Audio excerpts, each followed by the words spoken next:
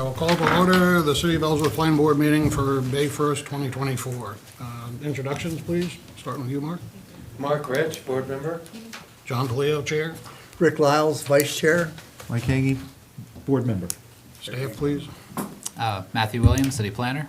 Robert Grant, code enforcement. Thomas Cannon, fire inspector. Lori Roberts, code enforcement. Lori's She last seems awfully meeting. cheerful, doesn't she? Yeah, just in case you don't know why Lori has such a big grin on her face, this is her last planning board meeting. She'll soon be joining the ranks of the retired. The goal.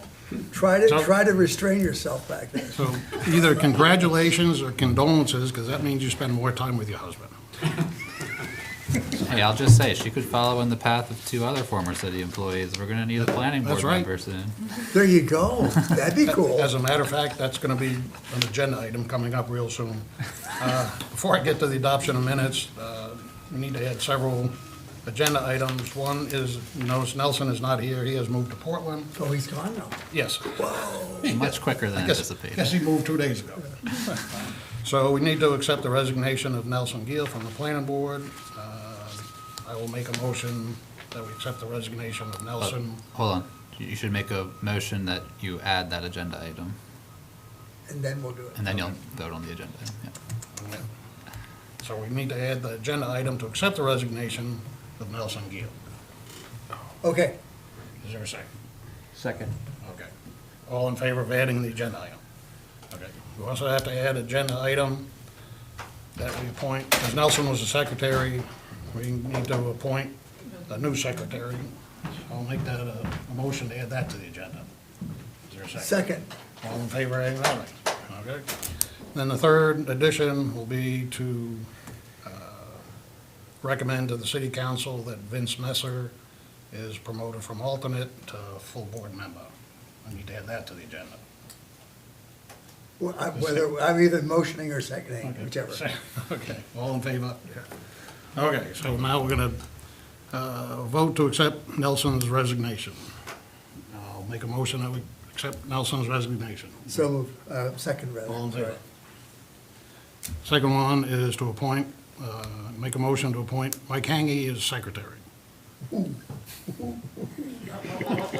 Oh, I'll motion, I'll second that. Oh, yeah. No discussion. No discussion. All in favor? Yeah, but you'd have a quorum to vote on that. Yes, we have a quorum. I can't vote. Yes, you can. I'm gonna vote for myself. So you can vote on it. You can vice president.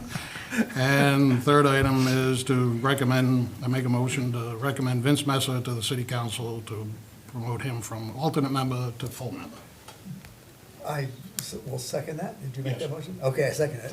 Does he know that he's being promoted? Or No, is it because I gonna be a didn't. surprise? I didn't know until he was this. But he's the most senior alternate technically, so Okay, so it'll be a surprise. he'll be So all in surprised. favor? Okay. Now to the adoption of minutes from the March 6th, 2024 meeting. Anybody have any additions, deletions, comments? It was very long. Make a motion to accept. Is there a second? Second. Okay, all in favor? Okay. Item 3, revision to approve subdivision entitled Cove Thera Acres, applicant owner Torkel Patterson. Proposal is combined in existing lots 1, 2, and 3 into 2 distinct lots, creating a total of 3 lots within the subdivision. The subject property is approximately 7.69 acres located on Thera Way, tax map 9, lot 37, 35 in the rural zone, and limited residential and resource protection shoreline zones. Is there someone here representing the applicant? Stephen Salzberg. Oh, you're Steve. Since 1980, we've had a 4-lot subdivision on this particular road. And Torkel now owns lots 1, 2, and 3. He wishes to combine those 3 lots into 2. And we've prepared a plan showing the new division line and the elimination of one of the lots. So there's no lot 3 on my new plan. About as simple as that. So we're basically going from the old site plan That's to the the approved plan of record. to the new one. Yep. There's an existing home on lot 1, an existing home on what's now shown as lot 2.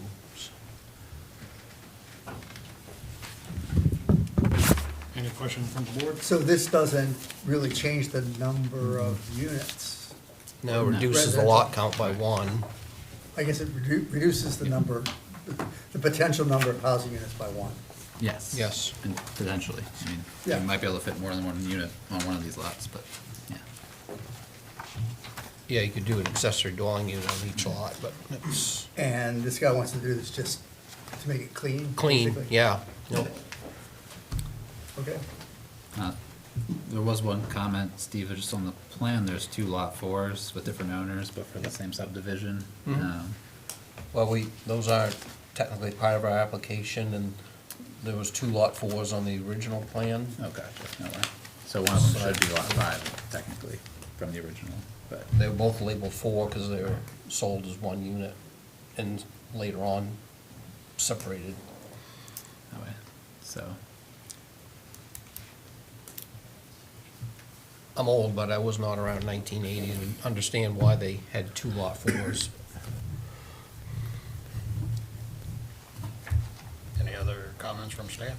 No, I've gotta think about that one, but it doesn't affect the project, so Yeah, lot 4 is not changing. I may have to reach out to those lot owners. Okay. Any questions, comments from the board? I will open a public hearing. If anybody has a comment or question about this subdivision? Nope. And I'll close the public hearing. Is there, can somebody make a motion, please? Make a motion to accept a revision to an approved subdivision entitled Cove Thera Acres for the applicant owner Torkel Patterson. The proposal is to combine existing lots 1, 2, and 3 into two distinct lots, creating a total of 3 lots within the subdivision. Is there a second? Second? All in favor?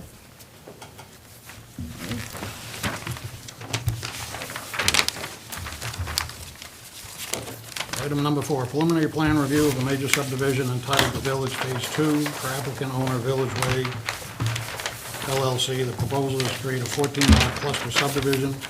The subject property is an approximately 140-acre lot located at Village Way, tax map 46, lot 19, in the drinking water zone district. Someone here representing the applicant. Stephen Salisbury. Continuation of our last meeting regarding this development. There's 2 plans you have, one showing the 14-unit cluster subdivision, which comprises of 5 acres, and then detached from that, but still within the same parcel, there's a 22.9 acre common area to make up the aggregate 28 acres we need for the 14 living units. There are gonna be single-family homes on these parcels, unlike the first phase of the development where we came and got some duplexes. These are proposed to be all single-family homes.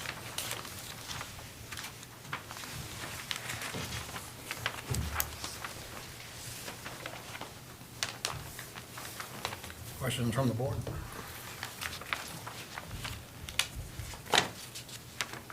Don't believe so. Yeah, for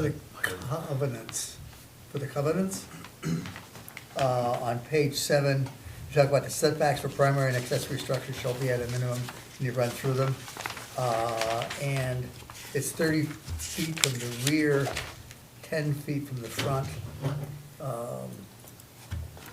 Can you just tell me why that's 10 and 30? Is that our rule?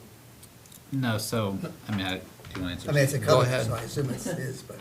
Under a cluster, the normal traditional setbacks within the zone are don't apply. There's no restriction. So we've applied our own covenant. Okay, So there's a little buffer between the houses. and the road or whatever. Yeah, that's right. Now, we expect the developer to probably go in and build these houses, so they'll be planned out accordingly. But if he or she should sell individual lots, they're gonna be bound by these restrictions. Okay, And they're the same restrictions we had in the first phase. I'm sorry, say again? They're the same restrictions we had in the first phase, Okay, so the theme will so carry that's along. consistent. Yep.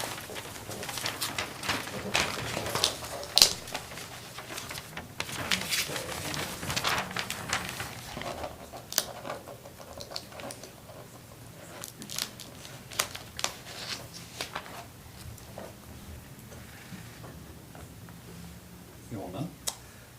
I can't imagine. And I'm not allowed to swear, right? In the other microphone. One of them's a mute. Well, I'd like that one better. So in the traffic narrative, you talked about low volume, no problem really, blah, blah, blah. So I don't have an issue with that, as stated. I would just point out that, I guess this is just for the record, that, when we have, one development that doesn't have an impact, we can easily say, gee, it doesn't have an impact, don't worry about it, and I get that, okay?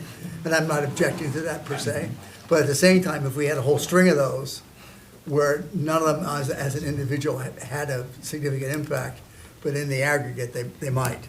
And I think that going forward, when we start talking about revising ordinances and so forth as a result of the plan and things like that, that we should need to be cognizant of what happens in the aggregate. So that's really not anything against this particular discussion, because I basically agree with it, so. Yeah, no, I hear what you're saying. In a formal traffic study I know I just talked to a traffic engineer about it last week on a project. They go and look in the neighborhood or on the corridor, what's been approved and maybe Oh, not sure, built. right. Can't But at the predict same it. time, if you have a corridor that's being developed, You gotta have a it's kind of like, cumulative okay, it's effect. empty now, and in 10 years, there's a whole bunch of different guys that have to be considered in the aggregate. So we need to think about how that gets reflected in a new ordinance.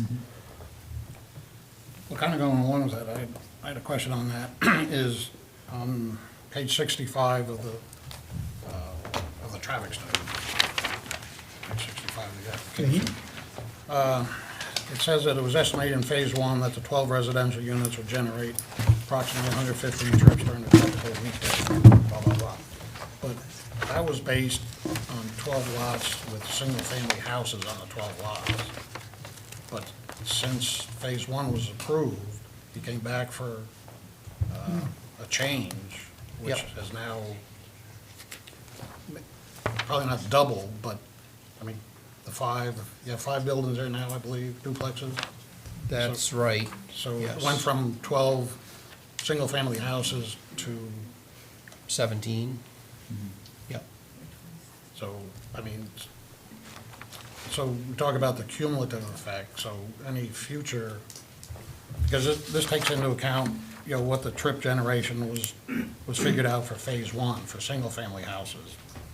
But that's not the case, as it got revised.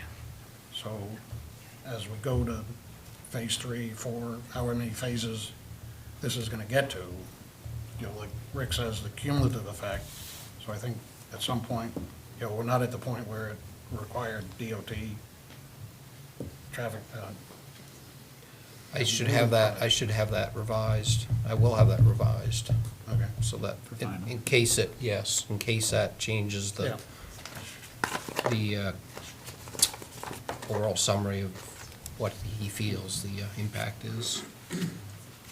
And there's always a problem. This development is the one that breaks the camel's back, Yeah. like, this one didn't do anything, this one didn't get it to 100, this one didn't get to 100, then all of a sudden the fourth one gets it to 100. But at the same time, the contribution of the first 3 phases is not insignificant, so, Yeah. same point, though. We've actually planned out 5 phases and still don't need a TMP, traffic movement permit, because we're still gonna be under 100 peak hour. Unless you start doing other phases that become multifamily residences versus. No, we're gonna run out of land. Oh, On the okay. 2 acre per dwelling unit, we'll just Okay. literally run out of land. Never mind then, No, it's not gonna be an issue. okay.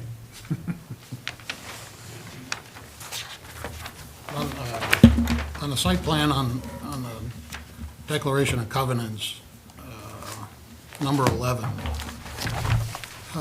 talks about the common area shown on the approved subdivision.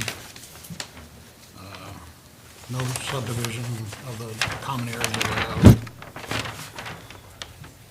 Development of recreational areas, trails, playgrounds, pavilions, and other similar uses are allowed. Installation of septic leach fields for any of the lot owners will be allowed within the common area.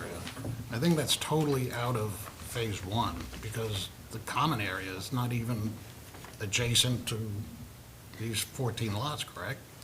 That's right. No, it's quite far removed. Yeah, which is another question I got, but, and also number 12 is owner of lots 1 through 12 shall be responsible for the maintenance. Again, is that a throwback to phase one? Because this has got 14 lots. What's wrong is that? Well, it's on the site plan. You just need to update the governance I'm sorry, this is, for the lot number. Because all the lots are gonna have the same covenants. I just wonder if that whole. Oh, yes, I guess I need to update those to reflect this plan, not the other plan. So I'm looking in the application. And for the number 11, for the line that John pointed out, the septic leach field, I think that should just specifically That was for phase reference one. phase one. 'Cause, Yeah. I mean, it wouldn't be practical for phase two to do it, but you don't want to give them the option. No, no, it's not the intent to do that here. I'll just take that off. Because the covenants that are in the book are accurate. Right. I'm kind of talking about the common area. I mean, the common area, which is on another, Yep, sheet 2. As much as you get per I sheet. mean, that's not even adjacent to It's lots not 1 to 14. adjacent. I mean, Nope. Does it have to be, or? It's not required to be, it's on the same lot, so. Yeah, I mean, it talks about those lot owners being able to make trails, Yeah. you know, use it for recreation, but you're basically 1,000, 1,500 feet away going through another area. Do they even have? Well, they'll be able to use phase 1 common area as well as phase 2 common area. All the common areas common to Okay. any owner within this Right, this is all entire parcel. still the same subdivision, so it's all common area for the same subdivision. Okay. Yep, And kind of the fact that it's the same subdivision, I mean, we have phase 1, lots 1 through 12. We now have phase 2, lots 1 through 14. yes. Can it change to 13 to, you know, instead of having, and if you bring back another phase 3, there's gonna be another lots 1 through 12. Can it just continue to go up, or, because these are separate? It could, I have no feelings I'm one just way or the wondering. other. It would be clear that way, just to count them total as we keep going. Yeah, I'll do that, sure. Just, done. Yeah, I got other things, but go ahead. We got a motion. And so, and the homeowners association, I mean, that's all gonna be the same for, It's the same association for every parcel. now, now granted, I mean, it shows on the Village Loop Way, there's 2 offshoots for future road, and there's a couple of places that says no easement granted or implied along future road. Yeah, In the future, if that's developed, would these homeowners have access to that? they would at that point, once it's approved. Okay. You know, because you show a feature like that on a subdivision plan, there's case law in the courts that would say, well, that's an implied easement because that road, that right-of-way shows on the plan, so they had an implied easement. If we do something different and don't develop those roads as I propose them in the future, that's gonna be a problem. But by putting that note on there, puts the public and the lot owners on notice. This is just shown for discussion. It's not obligatory, it's not an obligation of the developer to build those roads. Right, so when you approve it, there's a legal backing to the plan, so if it doesn't have this note, those roads essentially, that easement or right-of-way on those roads could potentially be argued to exist even if the road doesn't get Yeah. built. But if they do get developed, all these lot owners would have access to it. That's right, because they've got common area at Do that those point. deeds then have to be changed, or? No. Here's another question I have is, Lot 1 has a natural buffer area within Lot 1? Yes, it does. That was we needed that buffer area to treat the stormwater coming off the road, which exists. So that buffer was created in phase one. And Okay, well, I mean, there's a natural buffer area at the end of Village Way for Yep. phase one. Yep. But then there's also a 40 by 150 natural buffer area within Lot 1, just as you're coming off Atlantic Highway. Yep. But that's totally within that, whoever buys that That's, lot. that's on that, it is on lot one, yes. They're gonna buy that natural buffer area. I could make it common land, but I just decided to put it in with lot one, and it'd be a burden on their property. Okay. I mean, There's no infrastructure, it's supposed to be left right, natural. right, because there's a whole bunch of rules and regulations that what they can and cannot do. That's Basically, right. They can't do anything. Not really. I just kind of curious because it was within that lot where in phase one, it's not on anybody's lot. But also that the restrictions on those natural buffer areas is something that the city is responsible for enforcing according to this. Yes, if there's a natural buffer area on the plan that's approved and somebody constructs a structure on it, then it's a land use violation.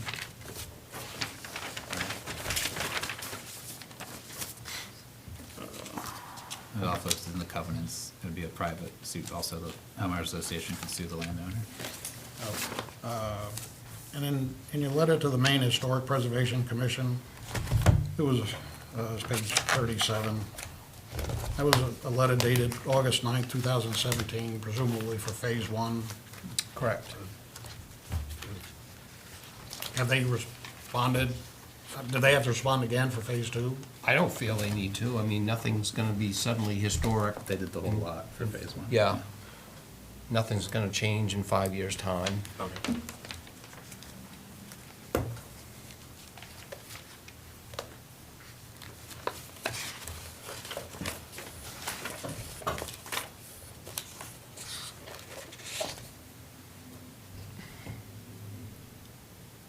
Okay, that was it?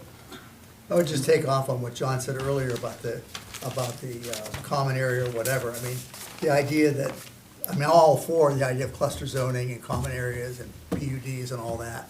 But I think there are we're doing some damage here to the concept of that when the common areas are so far from at least some of the units and so forth. And I think we really need, again, to tighten up our definitions going forward. Again, obviously, this is okay, right? But I think that there's some stuff that needs to be done to, be consistent with the concept of what a cluster zone is supposed to do. And that needs to be reflected in revisions of ordinances and so forth. Right. I'm gonna get a little card with that made, so you can just hand it on. Any other questions from the board? Good. I'll open the public hearing. If anybody would like to address this subdivision application? Seeing none, I'll close the public hearing. And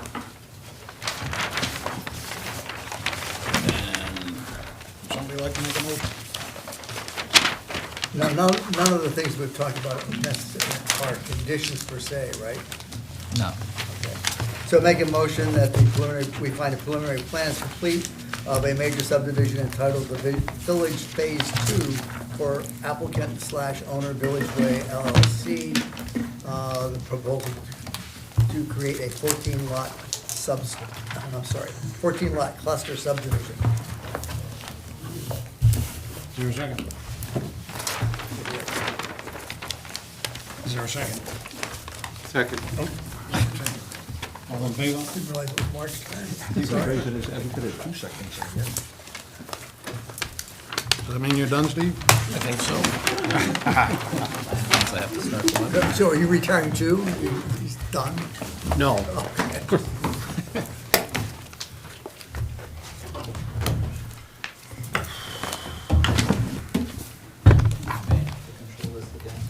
we'll try. Do we have somebody on Zoom? Yes, there's, Oh, I don't think you asked me permission. No. Village Way, I think we just approved. This one? That's a good question.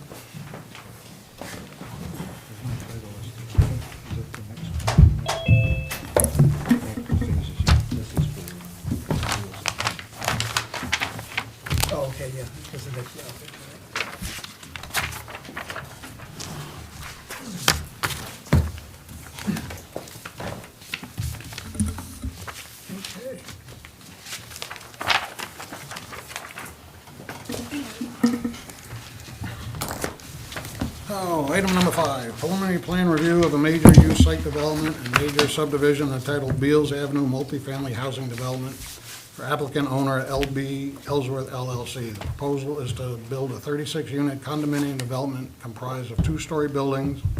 Each building would have 4 to 6 units. The subject property is approximately 11.31 acre lot located at Beals Avenue, tax map 135, lot 44, in the neighborhood zoning district. Someone here representing the applicant. Yep, Rainey Quartermarsh with Head of Fine Engineering. I'm Dan Black with LB Ellsworth. Okay. And before I start, I think, Dan, you have information you'd like the board to vote to add to their packet if they'd like. Yeah, I'd ask the board to allow me to introduce these financial capacity letters that we received after the deadline for this meeting, but that I think would add to your understanding of our capacity. So we have to make a motion to, I'll make a motion, we accept the financial information that the applicant wants to present to the board. Second. All in favor?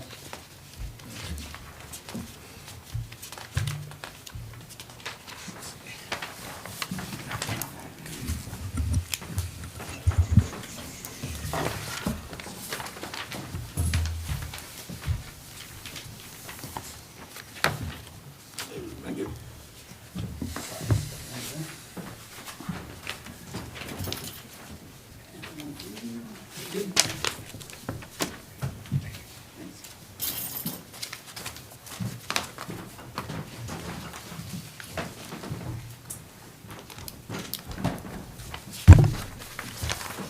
Gentlemen?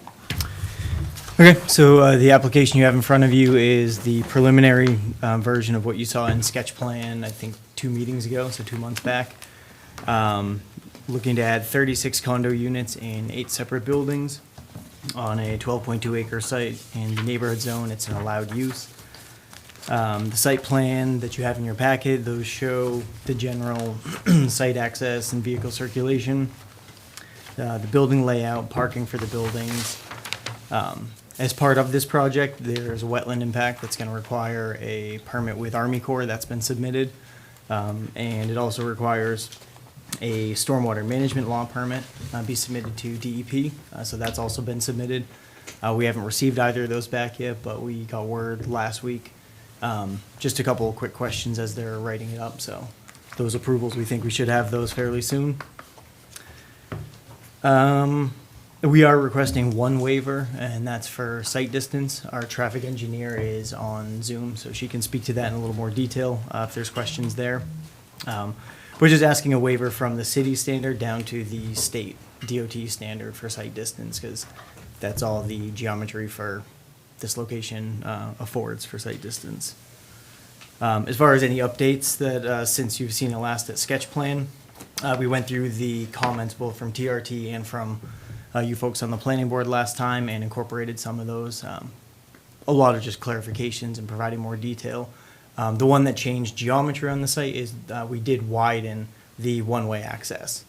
So that now allows for 2-way traffic rather than just being a one-way loop down So and it's around the 2-way the building. whole way around? Exactly. Yep. All the roads are 2 ways? Yeah, everything's 2-way now. One of the roads is still a dead end, though. Correct, yep. So I think those are the big updates. Happy to answer any questions, or Dan can speak a little more to the financial capacity or to project goals or character of the housing. Before we get into too much of discussion, you talked about the traffic study, the driveway. One thing I did mention to Matt a week or two ago was, I feel it'd be appropriate, at least I want to do a site visit. I think other board members have expressed an interest in doing that too, especially concerning access onto Beals Avenue. And that's, I think, a big issue in our minds. Sure. So I'll leave that for you and Matt to figure out when we can do that.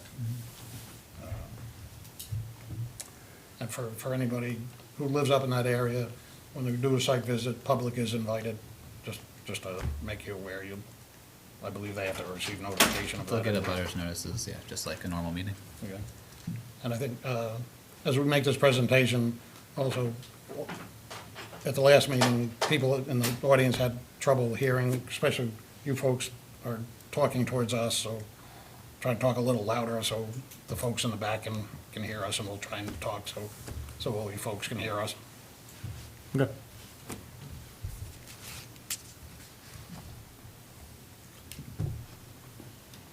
Are they open for questions now? Yep. Unless you had something else you wanted to, No, unless you had anything you want to add, Dan? No, I just want to apologize I couldn't make it to the last meeting, so apologies for that. And I think, just as a little bit of background, myself and Carl Ackery, who's here, we make up LB Ellsworth. We also have a company called LB Development Partners, and through that entity, we've developed around 150 units in the past couple of years around the state and around the country. We primarily work in Maine. We work as a community development entity.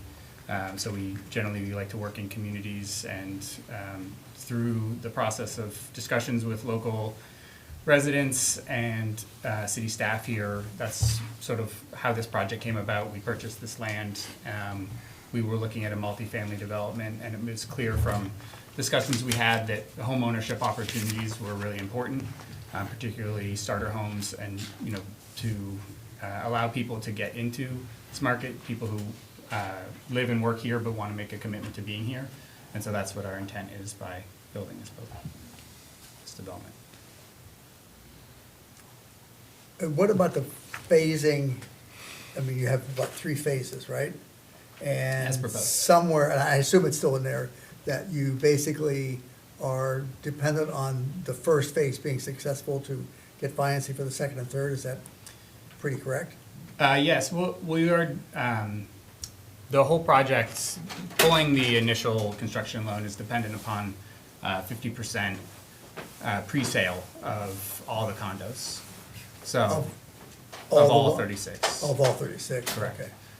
So that is correct, that we will then use the proceeds of sales from the first phase to go in, but we feel like given the other restrictions on our financing, that we'll be, by the time we break ground on round 1, we'll feel pretty confident that we'll be ready to move to round 2. And how are the roadways phased? I mean, do you do all the roads at one time in the beginning, or again, as you go through the phases? I think as an attempt to minimize site costs and just, I guess, have the crew there for a limited amount of time, hopefully limit as much disruption to the neighborhood as possible as well, we would want to do it all at once. And are you concerned at all that, having the 3 phases, when you're doing the third phase, the impact of that on the road that you're already built? I mean, presumably there'll be more heavy equipment in there, is my point. Yeah. We're proposing a modular design that would be brought in large segments so that the actual, which maybe our architect Gabe, who just arrived, could speak more to, but I think that would hopefully reduce the amount of in and out. There would be large deliveries, and then largely people are working inside at that point, so the actual erection time is significantly less than a typical stick-built construction. And insofar as the traffic impact is concerned, assuming that Beale Street to High Street is actually not there, okay? And I realize that you've done with and without, okay? But assuming it's not there, can you just tell me or tell us what the overall impact, traffic-wise, would be of this new development on, for example, Beals Avenue itself and the Beals Main Street intersection? Yeah, I think we've got Diane Morabito on. She's the traffic engineer. She can probably speak best to that. Okay, there she is. Hi. Yes, we did the traffic impact study both ways, with that end of Beals open and with it closed. And I think in terms of capacity, it didn't have any significant impact. We could go back and look. levels of service were pretty similar. Okay, so coming out Beals at Main, assuming, we'll look at the PM peak hour, yes, assuming even, it's level of service A for both alternatives. So with either High Street open or closed, Main Street and still operates at level of service A. At the intersection with the Beals and Main Street. Correct. And at the same time, if Beals is closed, the amount of through traffic on Beals Will be is, reduced, right. okay. Yes, the amount of through traffic would be reduced. There is cut-through traffic happening now. We did record those numbers, so that would definitely be eliminated. The other thing that it would do would be basically this development would become the end of the street, and so site distance requirement, there wouldn't be one anymore, because it's basically becoming the end of the street and they're not entering another street.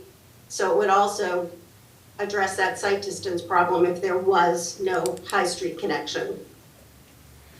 And can we, assuming that, well, depending on what we learn from our, the site visit, can we still give a preliminary approval without having that visit completed? You can give preliminary approval without the visit, but Okay. yeah, I wouldn't give final approval. Oh, no, I knew that. Yeah. Okay. Well, while we're talking about your traffic study, Diane, could you turn to page 5? Yes, And there it is.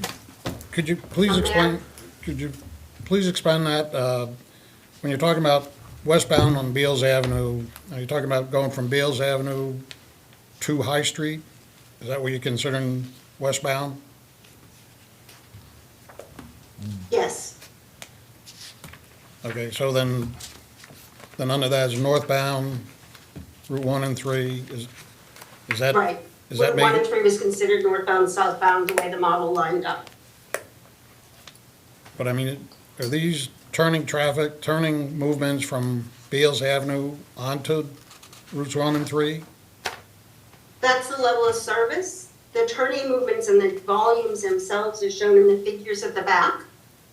Figure 2 in the back of the report shows the actual turning movements, and you'll see that there are very few coming out of Beals Avenue onto High Street, but there are a lot turning from Route 3 onto Beals. Well, let's just So if say, you want to see the under turning the, movements, you should look at figure 2. okay, but I'm looking at, I mean, on page 5, I mean, the numbers in parentheses are those measurements in seconds? Is that how long? Yes, Okay, those are seconds, correct. okay. But, so as you're going westbound on Beals Avenue and you're making a left onto southbound Route 1 and 3. There's a single lane. Yeah, So but this that is, represents all movements, and the fact is, there are only 2 lefts, and they occur in the PM peak hour. There were no left turns in the AM, so it really represents right turns. okay, but on this, the left turning from Beals Avenue onto High Street, if I read this, and please correct me if I'm wrong, is level of service A, and it's gonna take 1.1 second to make that turn? Well, that's what I'm saying. That's westbound Beals Avenue is a single lane approach. So that is both representing the average of both left turns and right turns. And in the morning peak hour, there were 0 left turns. Okay, so people are not coming out and taking a left there, it's right turns. So that's why the level of service is so good. It's because it represents right turn movements. There are no left turns. There are no left turns in the, From Beals Avenue onto High Street? not in the morning peak hour, there were none. At least in summer, maybe off season there are, but in summer, people were not taking that left turn out. I At find least that, during the peak hour. Probably off peak they do, if the delays are not that great. But during peak hours, they do not take that left turn. I find that hard to believe.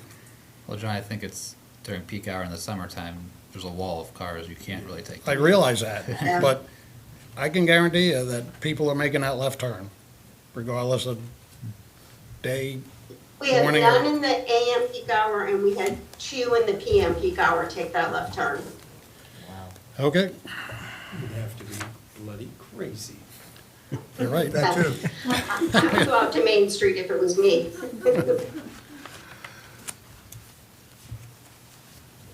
you have anything else? I got, I do not.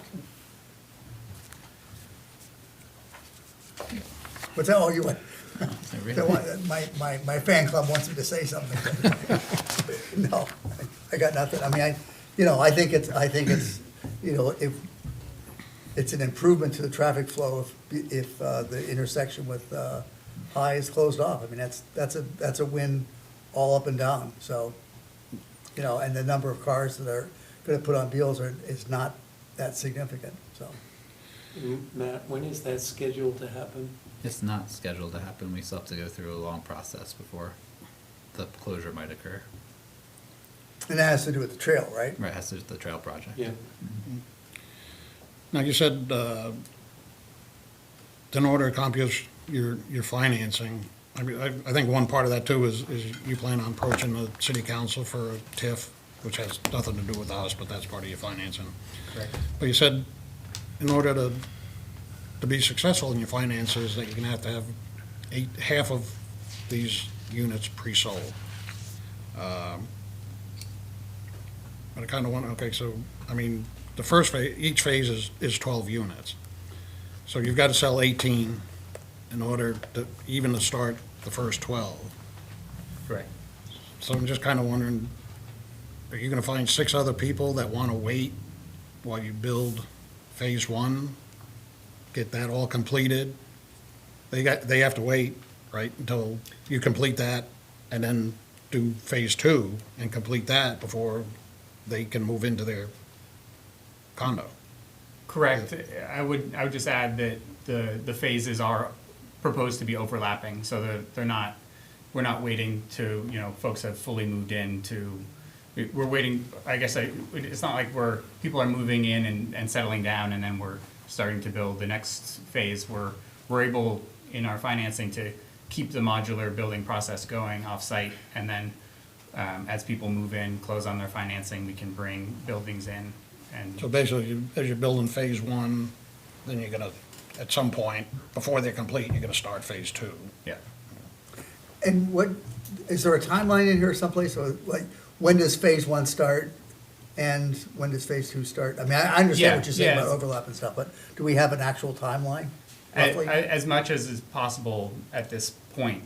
I think one of the things I was happy that in the letter from Maine Housing makes clear is that, ultimately, we are seeking your approval now to take the next steps with this project and to keep moving towards getting the financing we need. So that is, there are still hurdles for this, there are still hurdles for this project to overcome, and that is through the Maine housing process, working with the state government to ensure that this is a viable development. But they like to see that the local municipality has approved and is, we've gone through the appeal process, but for their time and effort at the state level, this project will move forward. Was there a timeline in there somewhere? I- When do you start, when do you finish? What's our? That's actually a clarification that we need to make when we submit final. I think we say that they'd like to start in 2025. So start with phase 1 in 2025. Yeah, spring I of mean, 2025, and then we'll work out the end date. You got a guess of how long these phases are gonna be? I mean, I would make a recommendation that you plan on it being done before your planning board approval expires. Right. So make that the timeline. Yeah. Now, if our- Was there an end date in there, in that conversation? It'd be 3 years after approval. Okay. Now, see, that's a timeline.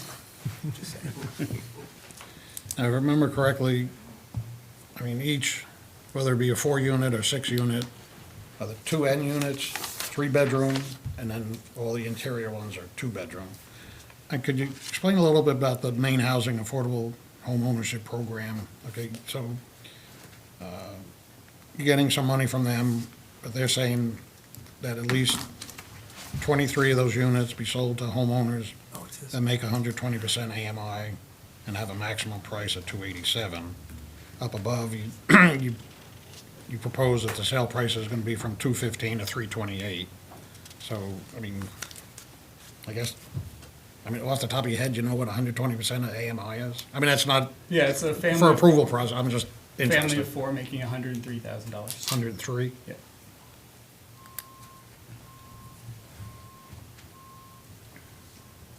By the way, this letter in the front says 20 months, so the answer was here. Sorry.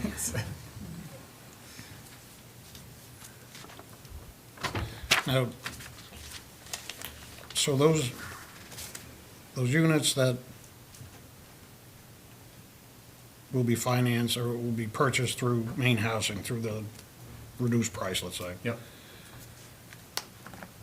Now, somebody who buys that and then decides to sell it, do they still have to, does the new buyers still have to, be under that 120% of the AMI, or can they just sell it to anybody? Yeah, it's a good question, and thank you. I think it's that's something that, well, long story short is there is a direct answer, but more philosophically, I think I would like to see, and the program is intended to allow folks to accumulate wealth through real estate, as is the habit in this country, so that the deed restrictions end after a 15-year period, so that if a homeowner buys within and then tries to sell it, just flip it, try and get their profit out, they have to sell to another income restricted tenant for that 15-year period. After the 15 years is up, their full equity would vest and they'd be able to, but at that point, I think the nice thing about the program and the way this is structured is that you're attracting homeowners who want to make a commitment to the neighborhood, commitment to be in Ellsworth, and they should be rewarded after 15 years that they're able to gain some of the price appreciation that they've fostered through their ownership in the neighborhood. And presumably, after 15 years, 120% AMI be higher. Yeah. It kind of sounds like that's somewhat like Habitat for Humanity. I believe people who get a house for Habitat for Humanity can't just turn around and sell it for a fortune. But the 15-year period, does that start with every owner? Like the first owner has to wait 15 years, then does the second owner then? No, it's a 15-year cumulative period. Okay. So if it sells every 3 years, only the last guy can sell it for more, Yeah. and the other ones would still be subject to all the restrictions. Yep. Now, is that something that main housing says you have to do with that? That is their policy. So that's a restriction on you relative to the financing and the whole bit. Correct. Yeah, and the way the main housing financing works is that they provide us debt for construction, and that debt is forgiven to us as the development entity upon the time each household is sold to a correct deed restricted household. So if we mess up and we sell, a unit to someone who's not income qualified, we would still be liable for that debt. And does main housing, they require 23 units, does it matter whether they're all 2 bedrooms or just 23, it could be half 2 bedrooms, half 3 bedrooms? They don't have a specific restriction. We're proposing a mix of 2 and 3 bedrooms, so they'll be. So it's up to you to find 23 out of the 36. And the 23 is, in part, that is the current program, the cap in subsidy level is for 23 units in a development. So that is part of how we ended up at that number. And it's not individual units that are tagged with the lower income thing. I mean, it could be just like, I want to buy one of these, and it's like whichever one Correct. we Yeah. decide upon Yeah. is, and so the one next to it could be a market rate. There won't be any differentiation between the Okay. units. It's purely just when the buyer comes, And signs on the during- dotted line, that becomes the unit that's subject to these restrictions. Yep. Okay. The letter from the water superintendent gives a proposed demand. I believe several of the neighbors on Beals Avenue and a city staff member, not at the meeting, talked about that water pressure on Beals Avenue is low.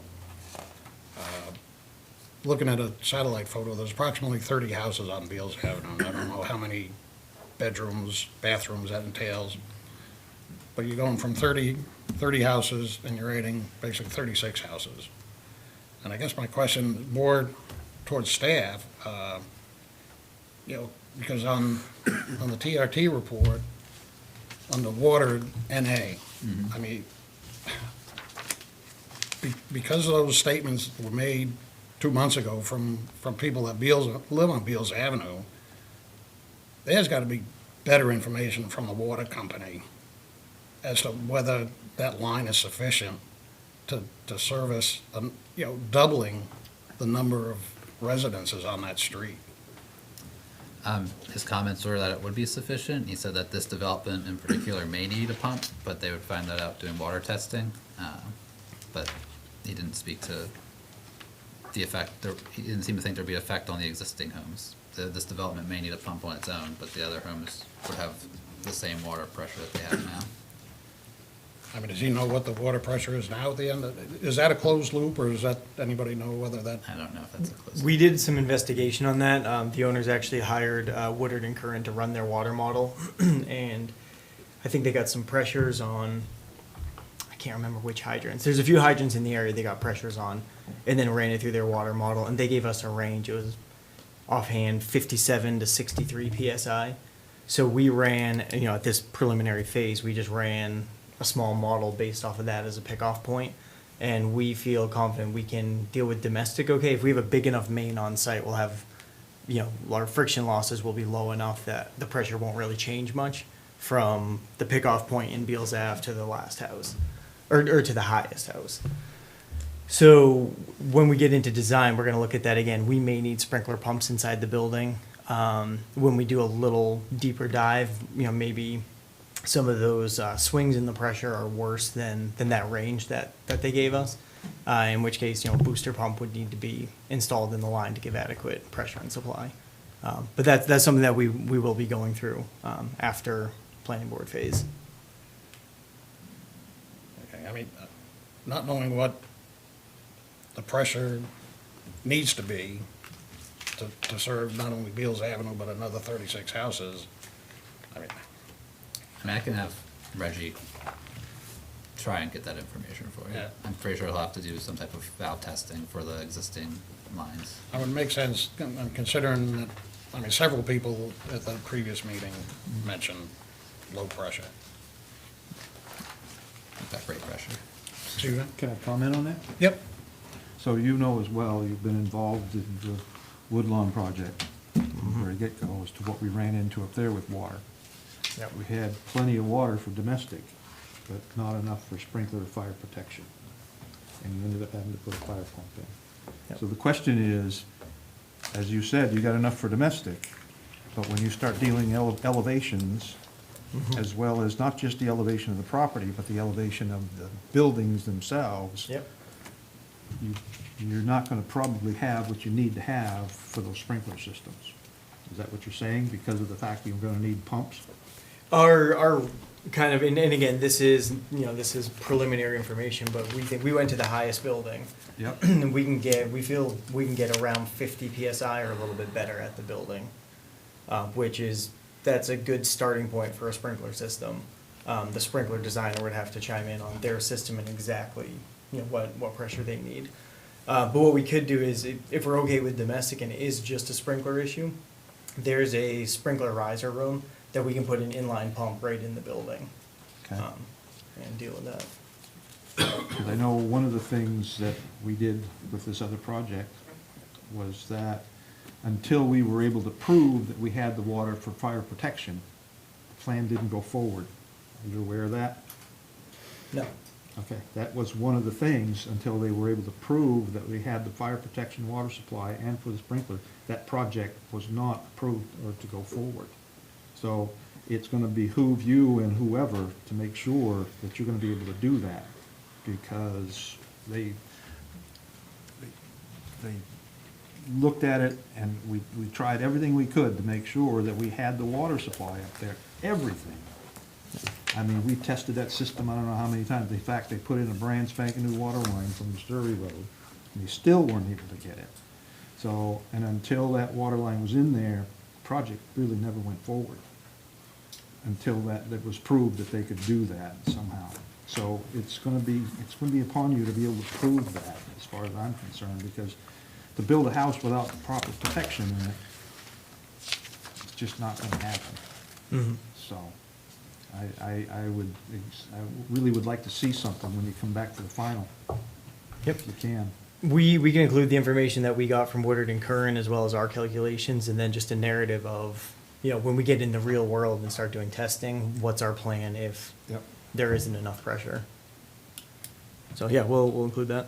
The other thing that, while we're on this line, I know Elena was here last time for the review.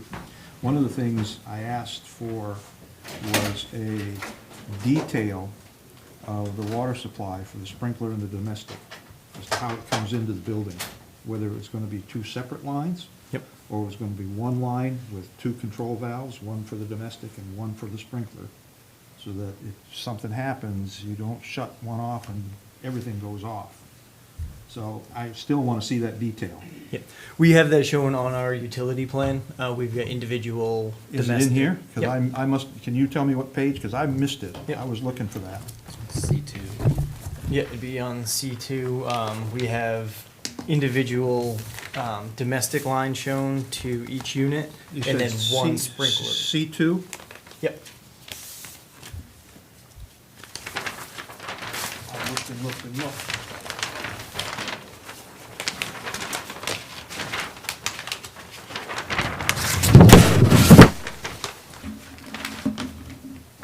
I see two separate lines going in.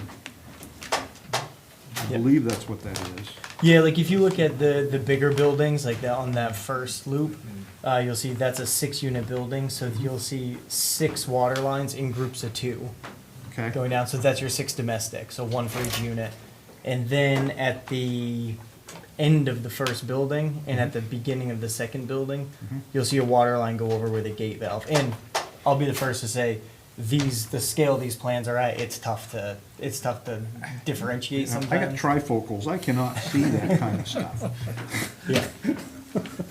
So, can you make Is that a something, restriction on a bigger membership? detail for us to look at? Yeah, we Possibly? can add a little zoom in. I'd appreciate it. I don't know about these guys. Detail. Put a little note on who asked for it. Yeah. I appreciate it, man. Yep, not a problem. Thank you, John. That is the location of the sprinkler riser room. Can you go to the mic? Oh, sorry. Hi, I'm Gabe Tomasula. I'm the architect. This is going to be the shortest mic appearance of the night. That location where those valves come in is coordinated on the architectural plans with the labeled sprinkler riser room. So that is being planned for. Okay.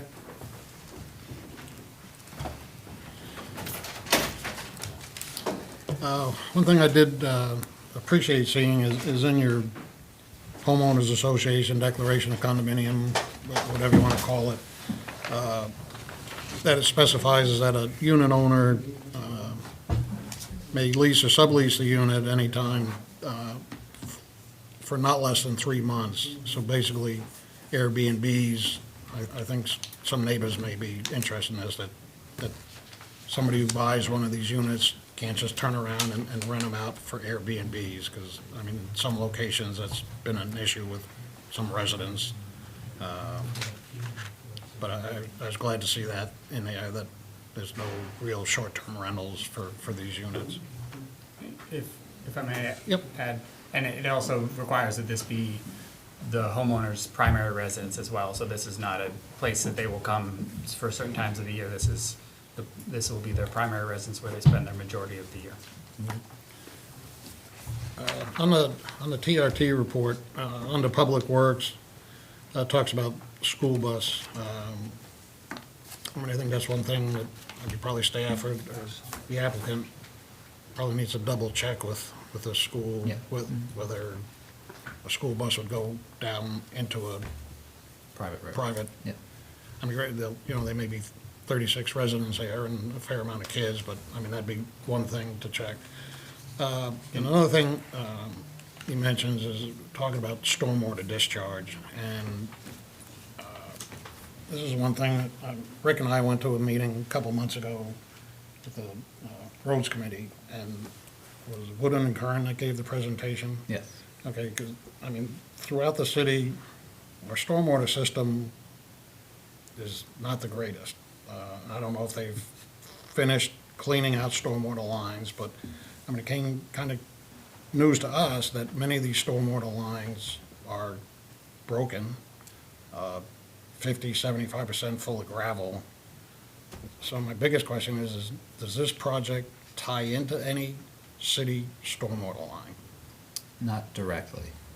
So the runoff is being sent off-site, so. I mean, it looks like It likely will hit High Street. from the elevations, does it go more towards the back of the lot?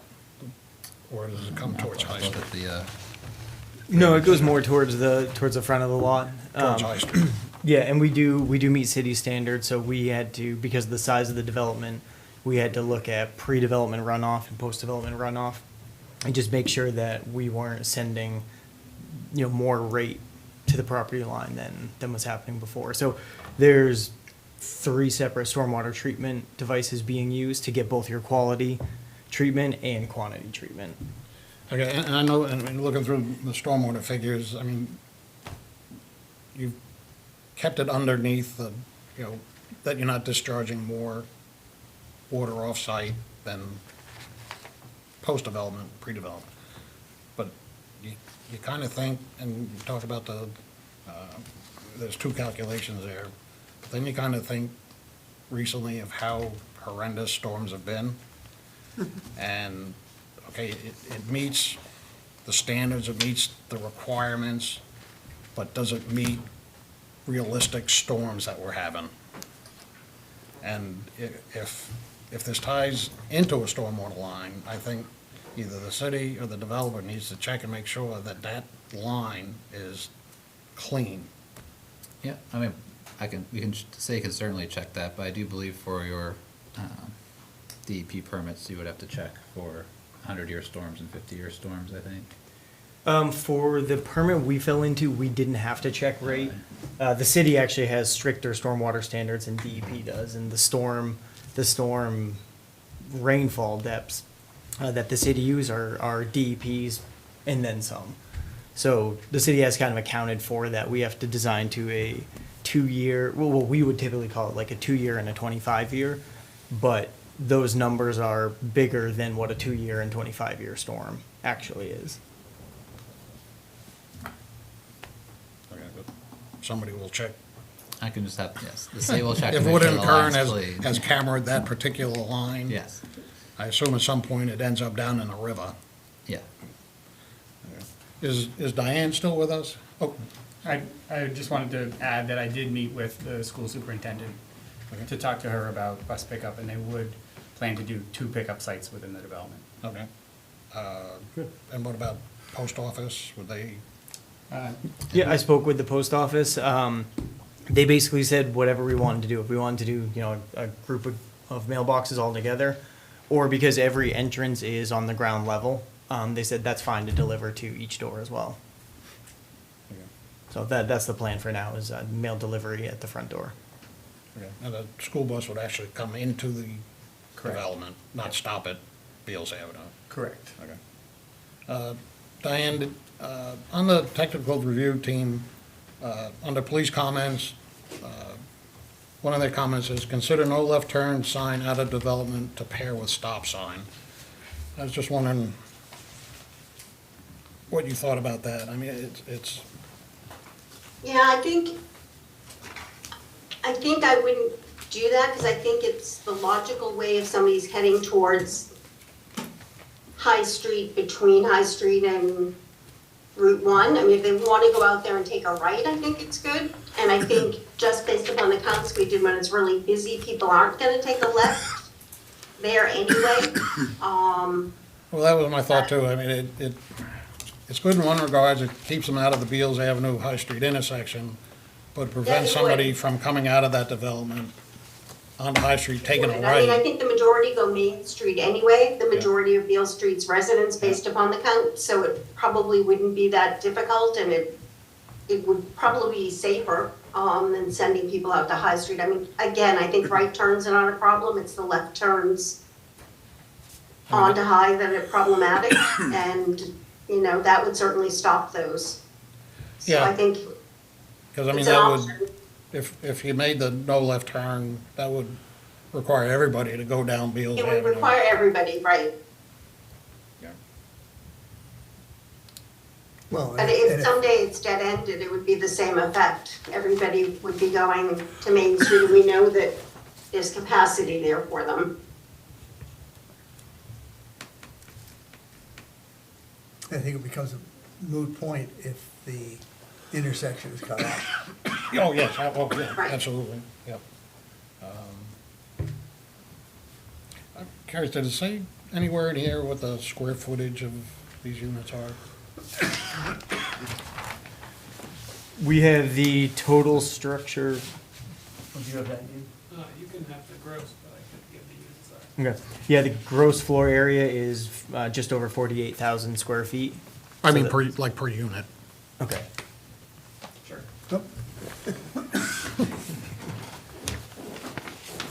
Oh, The two-bedroom units are just over 1,000 square feet, roughly 1,050 square feet across both floors, so about a 500 square foot footprint. And the three-bedroom units are just about 1,250 square feet with about a 750 square foot footprint. Thank you. Is there anywhere within the development an open area for recreation or little play fields? You know, two-bedroom, three-bedroom, there's probably gonna be some kids there. There's no dedicated open space that's called off as that, but the layout did take into consideration, backyards for each of these units to make sure that there was ample room on an individual basis. And then there is a spot where there previously was planned and another building, and parking for it, but that's actually been taken out because it's kind of a nice area. So again, it's not dedicated open space or, not deeded off as that, but trying to be conscious of areas that are nice and can be used by the community. Go ahead. If I can add, I think I'd just add that, we are also conscious that this property is in forest currently, and so we did want to keep a tighter footprint to allow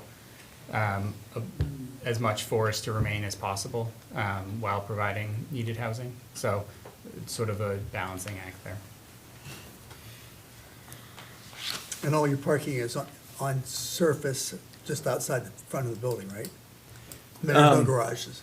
No garages, right? And no central covered area or anything like that. No, there's no covered parking. There is kind of the bulk of the parking is in front of the units, but Right. then to There's meet an- the ordinance standard, exactly. Yep.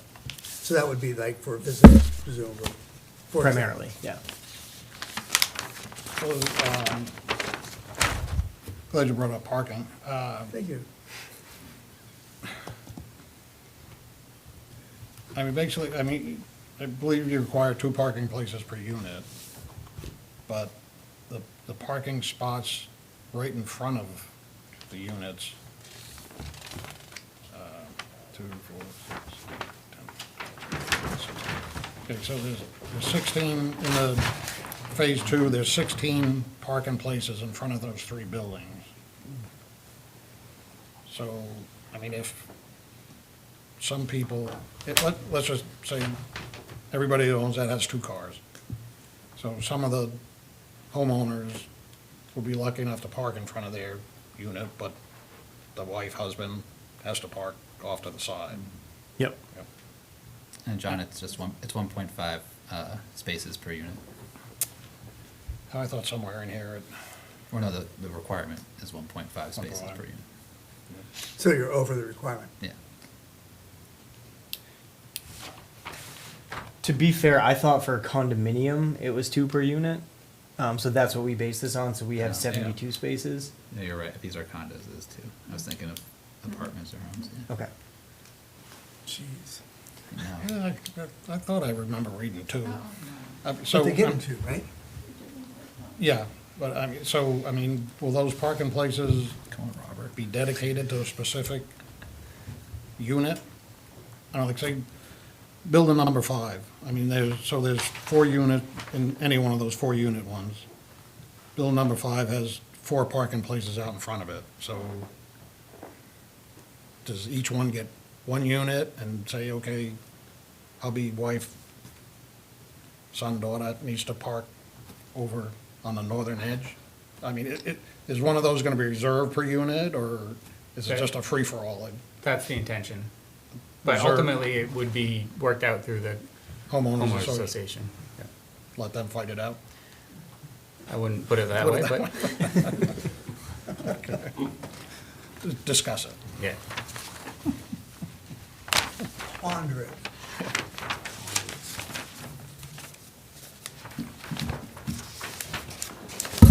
I think that's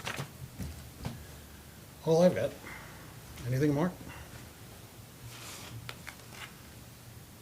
Oh, sidewalks, are there any, There are, at the, I guess, the break before the drive, the long drive road, but the drive essentially ends before, houses start.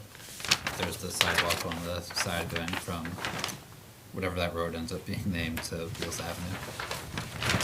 So there's sidewalk all the way out to Beals? Yeah, 5-foot paved sidewalk? Right, there you go.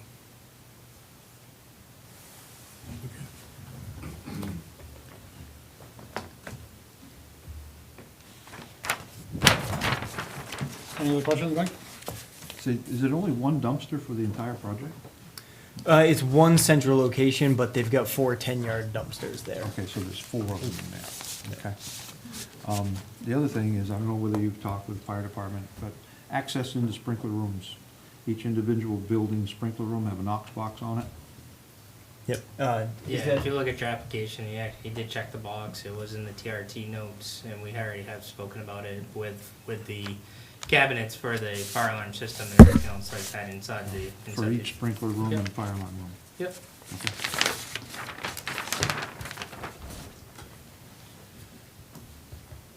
And access to all the buildings is okay as they laid out?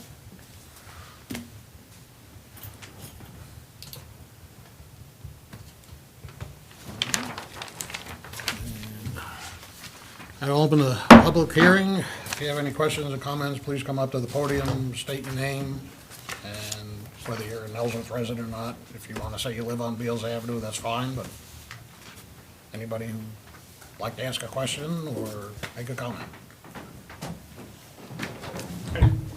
Austin Schuver, I'm an Ellsworth resident.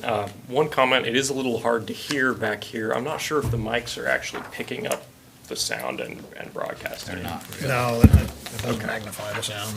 Okay, and my second question is that I've just learned that there's sidewalks going from the development to Beals Avenue, but then it's not clear to me whether there would be a walking sidewalk connection from Beals Ave to High Street, potentially to the Downey Sunrise Trail.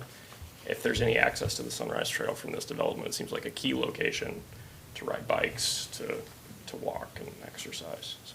No, there's no sidewalk from off of the development site to the Sunrise Trail, but if the rail trail is constructed and goes by that way, it would be a short walk to that rail trail. I wouldn't need a sidewalk, then that part would be closed, and then it would just be access to the rail trail to get to the Sunrise Trail. Okay, so in that scenario, that entrance to Beals Avenue is always closed? In that scenario, yes. Yeah. And if the trail is not built, then there's no sidewalk or real direct route to get to the Sunrise Trail. Okay.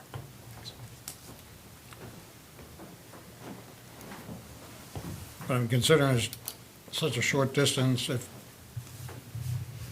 Beals Avenue stays open, such a short distance from their road to the Sunrise Trail, wouldn't it make sense just to include a sidewalk from from their road to the Sunrise Trail? I mean, you're not talking about If, you mean, if the rail trail isn't built or is built? well, they can get on the rail trail from this location now anyway, correct? No, the extension of the rail trail, has to be built. It doesn't exist yet on this location. It doesn't extend this far down.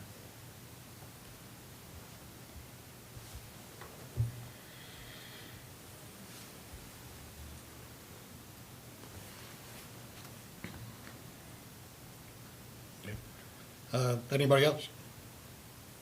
We had a hand raised. Do you know how to do it, or want me to come up? Participants? Yep.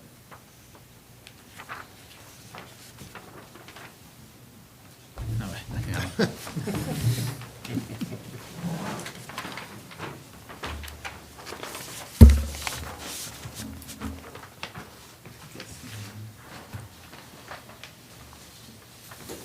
Carl, I think if you unmute, you can talk.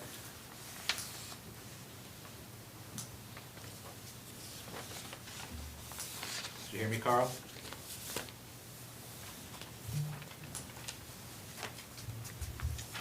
Apparently not. Unmute. Can you hear me? Yes. You can now hear me? Yes. Thank you. Okay. I have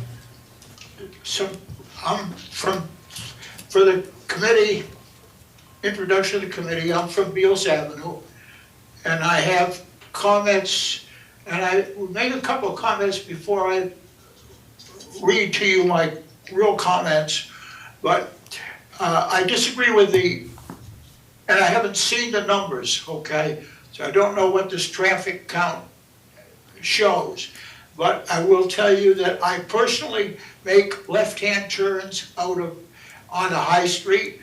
And what happens is that since they cleaned High Street up to 4 lanes, so traffic gets normalized on there, it's much easier to do than it used to be. And even in the summertime, it's doable. Now, a lot of people by history, and particularly those nearer Main Street,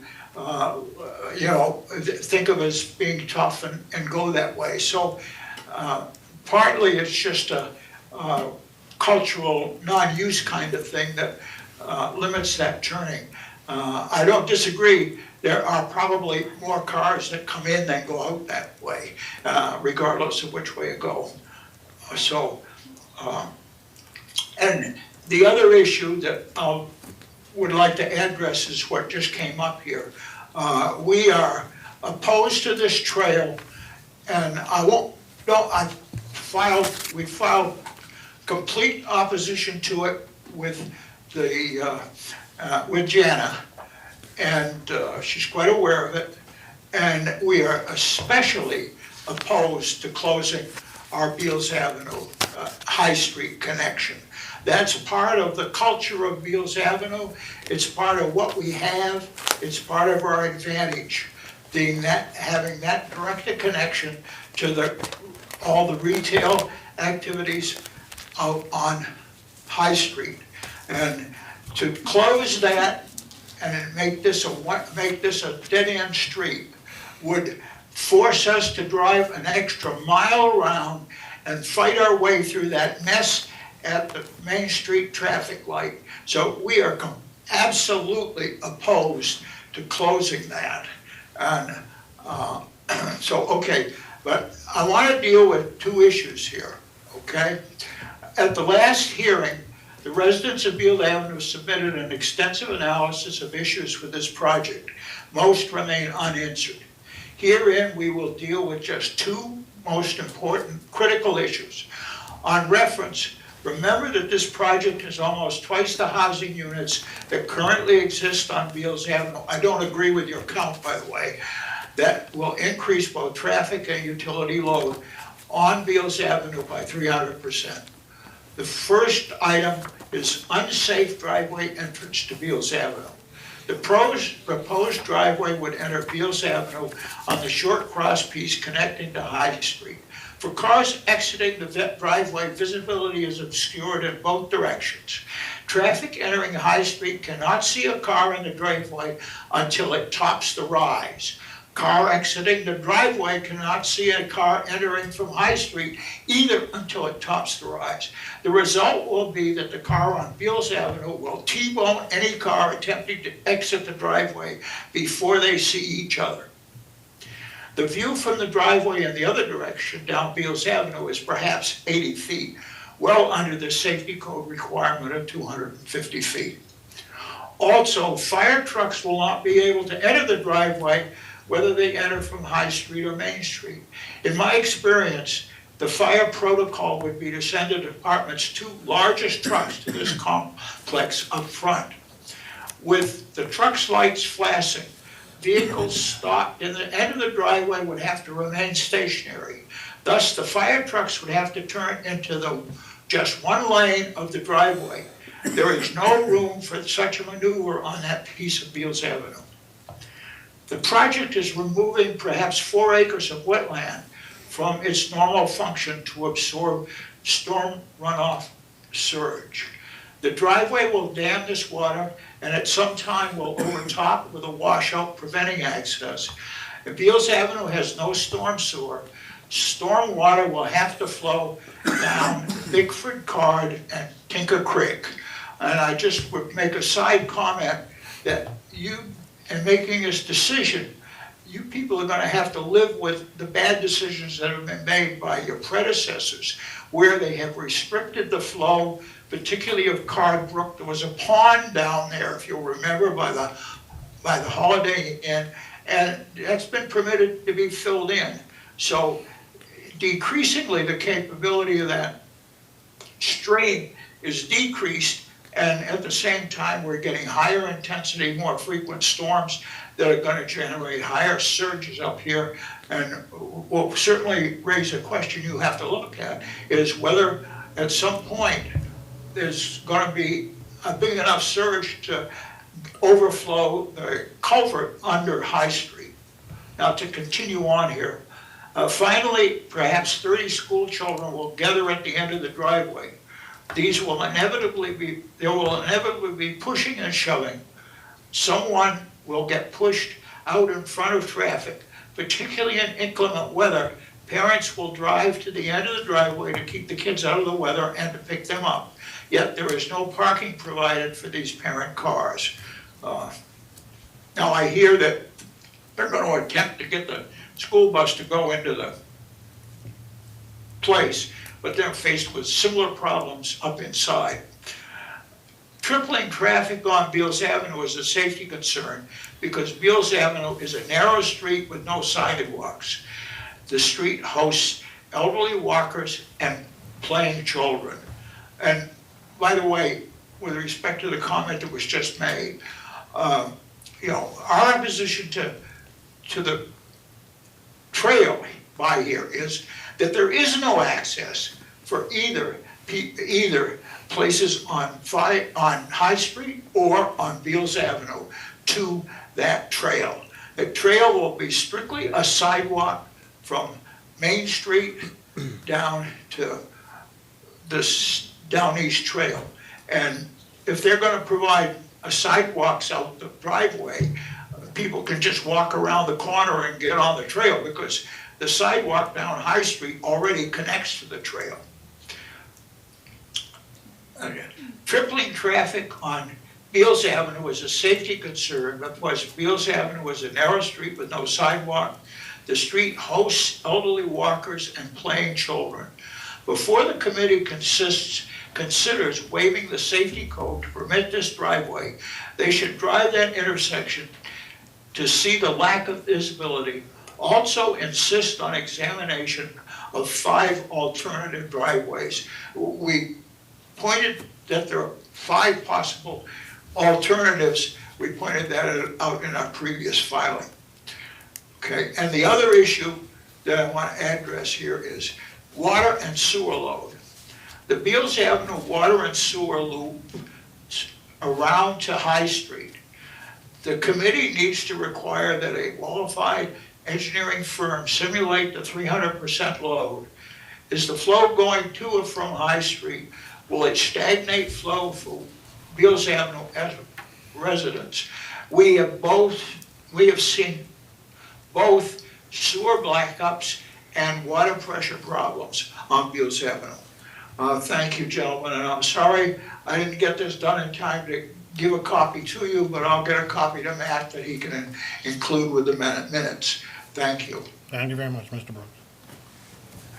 Just to let you folks that live up there, we've talked a lot about whether Beals Avenue is going to be closed or not.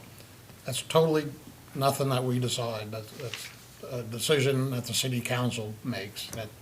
So we have to, I mean, right now, we're kind of looking at this from 2 points of view, one with Beals Avenue being closed and one with Beals Avenue remaining open. And obviously, traffic is a big change. If it closes, you reduce a lot of the traffic from people that are cutting through from High Street to Main Street. But that is something that's up to the city council to decide, and we have no say over that, just to let you neighbors understand that part of it.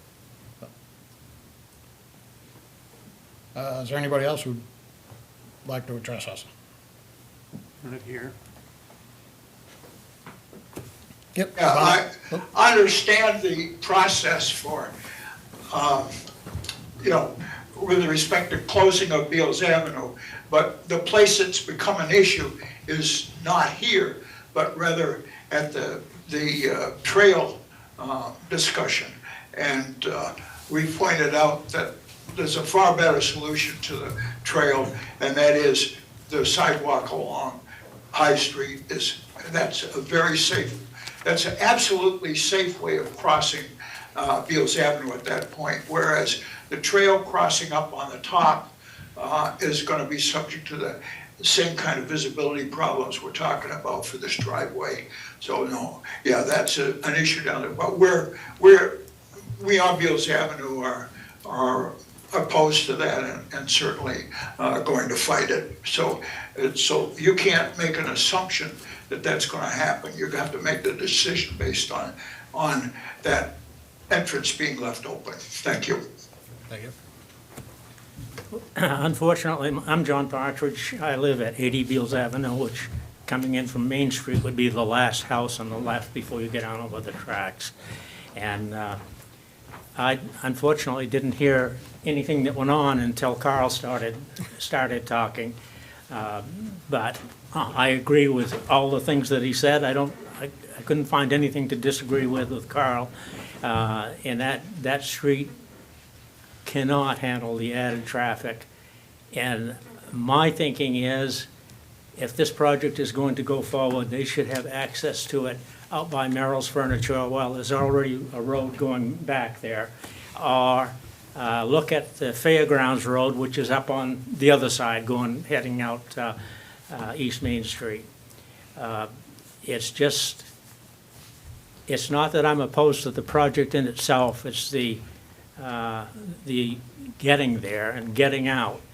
And I certainly think it will, if it goes forward the way that is being proposed, it'll be some messes that people aren't going to want to deal with, including, local police and other officials.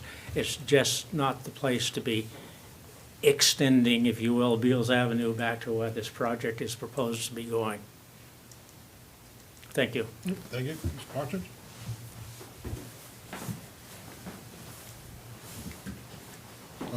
Anybody else like to address the board?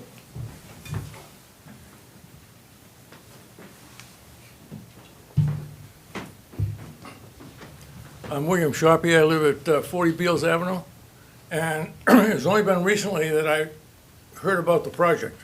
There was no mention, and I understand according to the regulations, you only have to notify within 250 feet of the project. But there are several things in the project. I went up and saw Matt, and he let me look at the plans.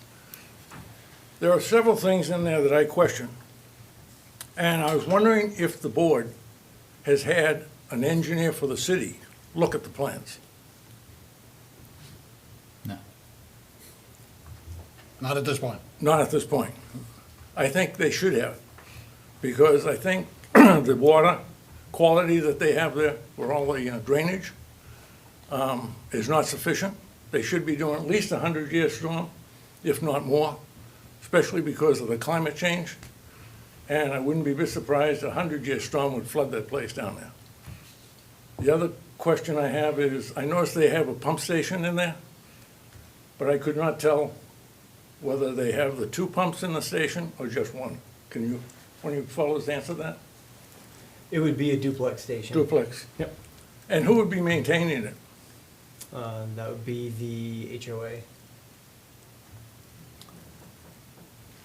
So the city itself would never have a chance to go in there and maintain it? No, this, I think as of now, the sewer's planned to stay private. Okay.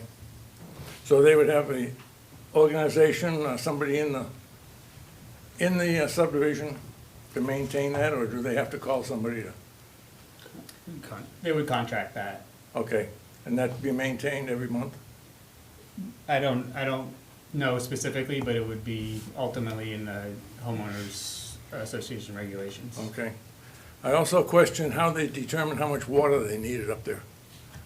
I could not determine, in looking at the regulations of the plans, how they actually determine the water, whether they're using it by bedrooms, bathrooms, or what's going on. Matt, I believe the water department comes up with that calculation, but perhaps you can Well, explain. there's a standard rate for you per bedroom, but Rainey, I don't know, because Wilson Kern's water test wasn't in here. If you want to talk more about that. Yeah, we look at 2 things. We look at a, a fixture count for each of the units, and we look at number of bedrooms and use the state code. Okay. Yeah. Could you tell what the gallon it is per unit that you use? I don't have the I think the- spreadsheet where we I think the broke it. total was about 8,700 gallons. per That day. seems short to me. That seems short. And I also saw somewhere in the regulations you were using 39 units instead of 36? Because initially they were planning 39, yeah, they've scaled it down to 36. Okay. The other question I have is on the, the traffic count. When was the last traffic count taken? Well, their engineer did that in last summer, I believe. It was, it was peak season. Oh, Diane's right Is there. Diane still there? It was summer of 2023. 23, okay. Yep, last summer, under peak summer conditions. And you were saying in your report that they were only gonna take 1 or 2 turns off of Main Street onto High Street because of the increased traffic? Yeah, there's not a very big increase in trips at all. The development itself, the traffic study was based upon 39 units. Now it's only 36, so it'd be even fewer trips. But we were looking at, in the AM peak hour, you're looking at only 16 one-way trips, which is less now. And then in the PM peak hour, it's 20 trips total, and most exiting trips are projected to go to Main Street. A lot of the entering trips will come from High Street. I was down there today at that intersection, and the way the lights are set up there now, if there's 3 cars gonna take a left-hand turn, the light changes and the rest of the people have to stay there. And I believe once you get more traffic on that road, that light, that's gonna be a backup all the way to the railroad tracks.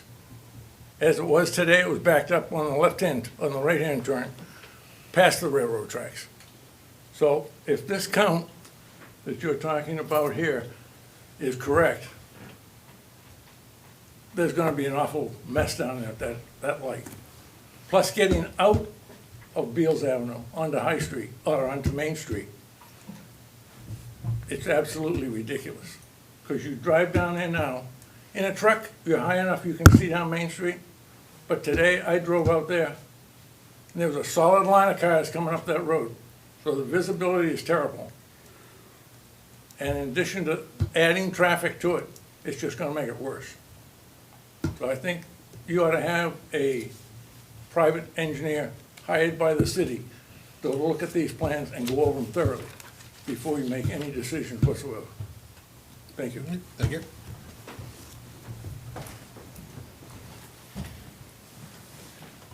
there anybody else? then I will close the public hearing. And just to let you folks know that, oh, did you? I was going to say, I Okay. didn't really prepare anything. Okay, come on up. I'll open the public hearing up. Sorry. I'm Rosa Moore. I'm the executive director for Home Inc., which is a home service provider for Hancock County.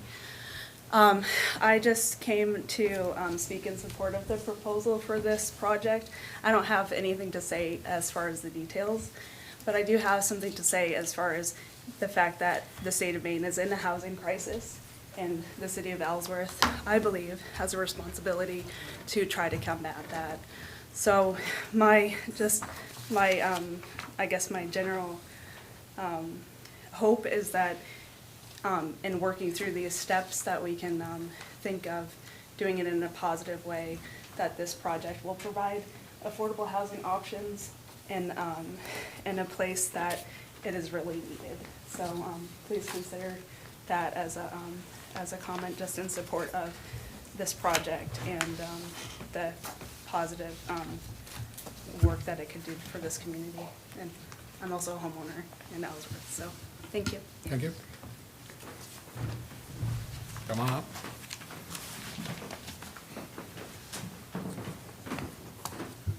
Hi, I'm Gerald Byer. I'm a resident of Ellsworth. I live off of just Main Street, and I do walk a lot on Beale Street in the area, and I want to say I do support this project. I don't not say all the details, but the support it, and we need more permanent housing in Maine, in Ellsworth specifically. I looked at buying a house about 3 or 4 years ago, and prices was nearly impossible if you couldn't afford them, you have really high income.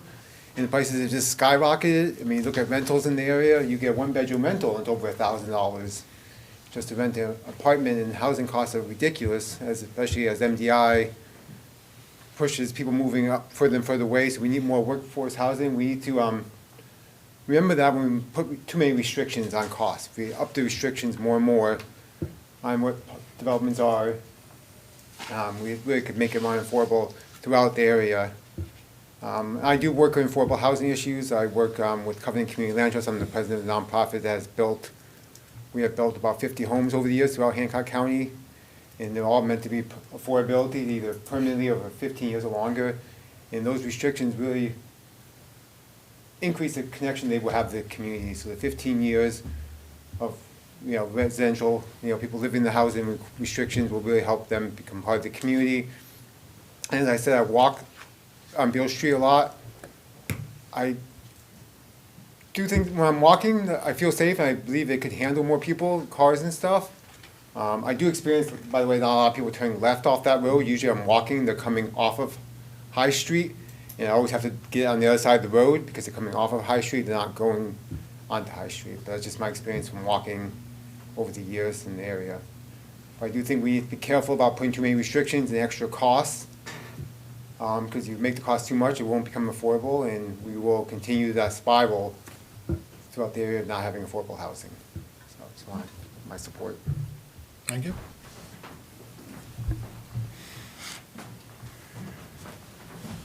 Anybody else? Come on up, Mr. Partridge. I'm still John Partridge, and the talk about closing off Beals Avenue up on the end that I'm on, I agree with the things that have been said about that. I provided ambulance service for 48 years in the area, Ellsworth and in 12 other towns. We use Beals Avenue a lot. In the summertime, when that traffic is backed up from the light, double lanes,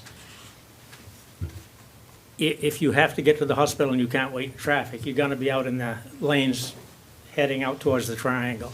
Beals Avenue was a lifesaver for us to use over and over and over again in all those years that I was in the ambulance business. I didn't think to mention that when I was up here before, but I think it's important because it affects the High Street traffic. If that should be closed off, that affects traffic that's already too heavy, as you all know, in the summertime. And again, I apologize, that didn't come to me when I was up here, but I thought I should get up and mention it. Thank you. Thank you.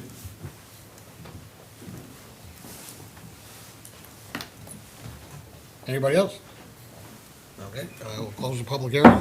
And just to let you folks know, I mean, Beals Avenue neighbors, the vote tonight, this is a preliminary approval or not approval, but this is basically just to say whether they've given us the information that they're required to give us. They'll still be, I mean, we want to set up a site visit. Like I say, the public is certainly invited to attend that once we set a date, but there still has to be another final meeting to discuss the whole project, to see whether the planning board would approve the project. So there's more meetings coming on this project, just to make sure you're aware of that. Any other comments from staff or applicant? No, I might just mention with the site visit, we'll probably have Ellsworth PD join us, and we'll measure the site distance and get their feedback, Okay. live at the site. Any other comments from you folks? Any other questions from the board? Want to do the motion? Sure. As long as they're easy, right? Motion to accept the preliminary plan, to accept the preliminary plan review as complete for a major use site development and major subdivision entitled Beals Avenue Multifamily Housing Development for applicant/owner LB Ellsworth LLC. Proposal is to build a 36-unit condominium development. Is there a second? Second. All those in favor? Thank you. Thank you very much. Thank you.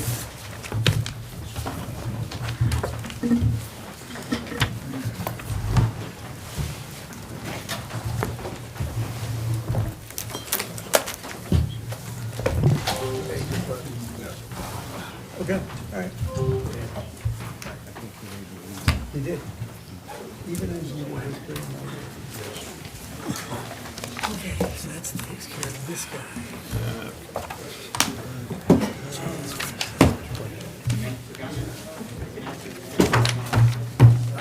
Which one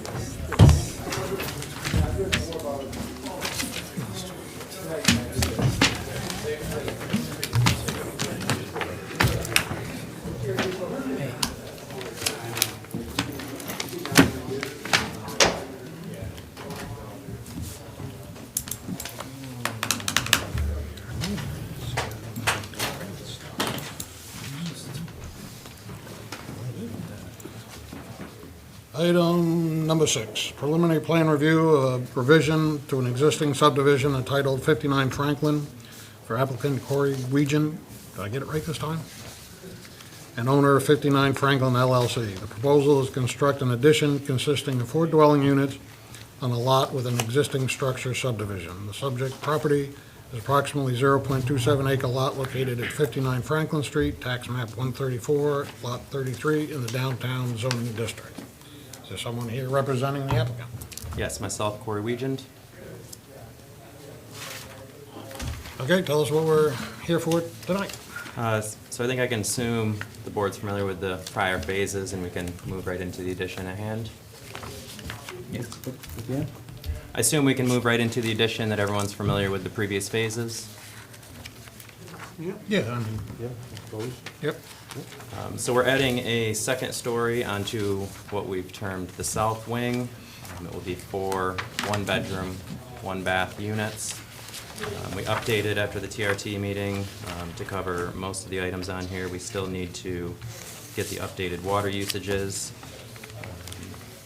And I'm not sure what the reference to a new porch on phase 3 was.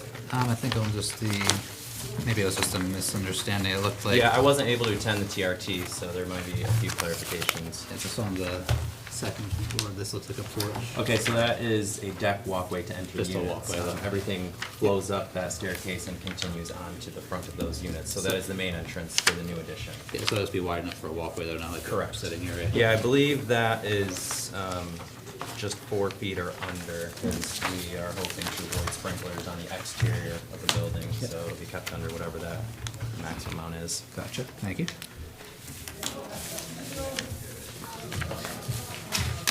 And the other item about the waiver. Corey, could you regarding- hold on a second? Go ahead. Oh, just hold on a second. Try. Move those folks down the hall. Move down the hall.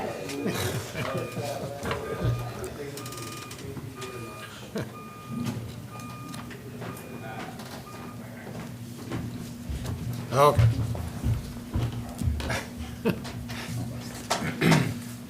So moving on to the waiver that apparently has been revoked. We were a little confused as it was for phase 2 and then later including phase 1 after we submitted our documents. Our sprinkler company was able to draft a response. I don't know if you have a copy to that. Essentially, they would like to retain the waiver for floor control valves on the current existing building, being that they would essentially have to redesign the entire existing system, which is already NFPA compliant. The building itself does not require control valves per NFPA. And they would like to install just the addition portion to comply with that local ordinance of the floor control valves.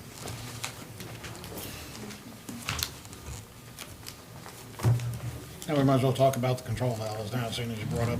Okay. And you're talking, you've gotten a copy of the letter from the fire chief. I assume that. I did not. I mean, you referenced that the previous waiver was rescinded. I have not seen this. I got it last night, or this morning, Okay. really, so. And I also didn't receive Thomas's letter that he sent to our sprinkler company. I got that from my sprinkler company. I don't have that either, so. Yeah, we don't have that letter.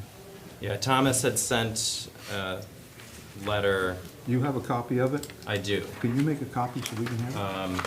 I have the response from my sprinkler company here, Thomas's letter, which was sent to the sprinkler company. I guess procedurally, we can talk about the fact that it was a waiver for chapter 4, which is the fire ordinance, and the planning board does not grant the waivers through that fire ordinance. There is an appeals process in chapter 4 for the fire-related decision. Our sprinkler company, and it stated in the letter, is under the assumption that the existing building should not be under that, being that it's an existing system fully compliant with an FPA to today's standards and when it was installed. Correct, but the way that Ellsworth ordinance is split up, the fire ordinance doesn't fall under chapter 56, which is governed by the, so that waiver that was granted was a recommendation from was a decision made by the fire department. Okay. Last time the board was just informed about it and okay with it. So it's a moot point here then? Yeah, so, but we can talk, I can Okay, talk you through about the the separate process for process. chapter All right. 4. Sounded looked like someone may have had a response to that. Well, he knows a lot about the fire. Yes. codes.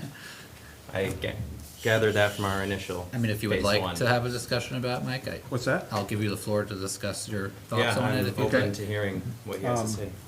I've had a chance to read the fire chief's letter, and I tend to agree with it in total, other than the fact that when he stated that the waiver was granted by the planning board.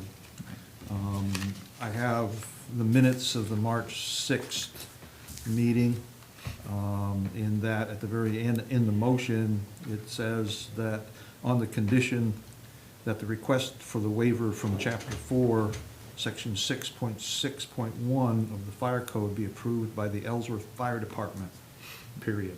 It wasn't done by the planning board. Correct. Thomas did grant that waiver.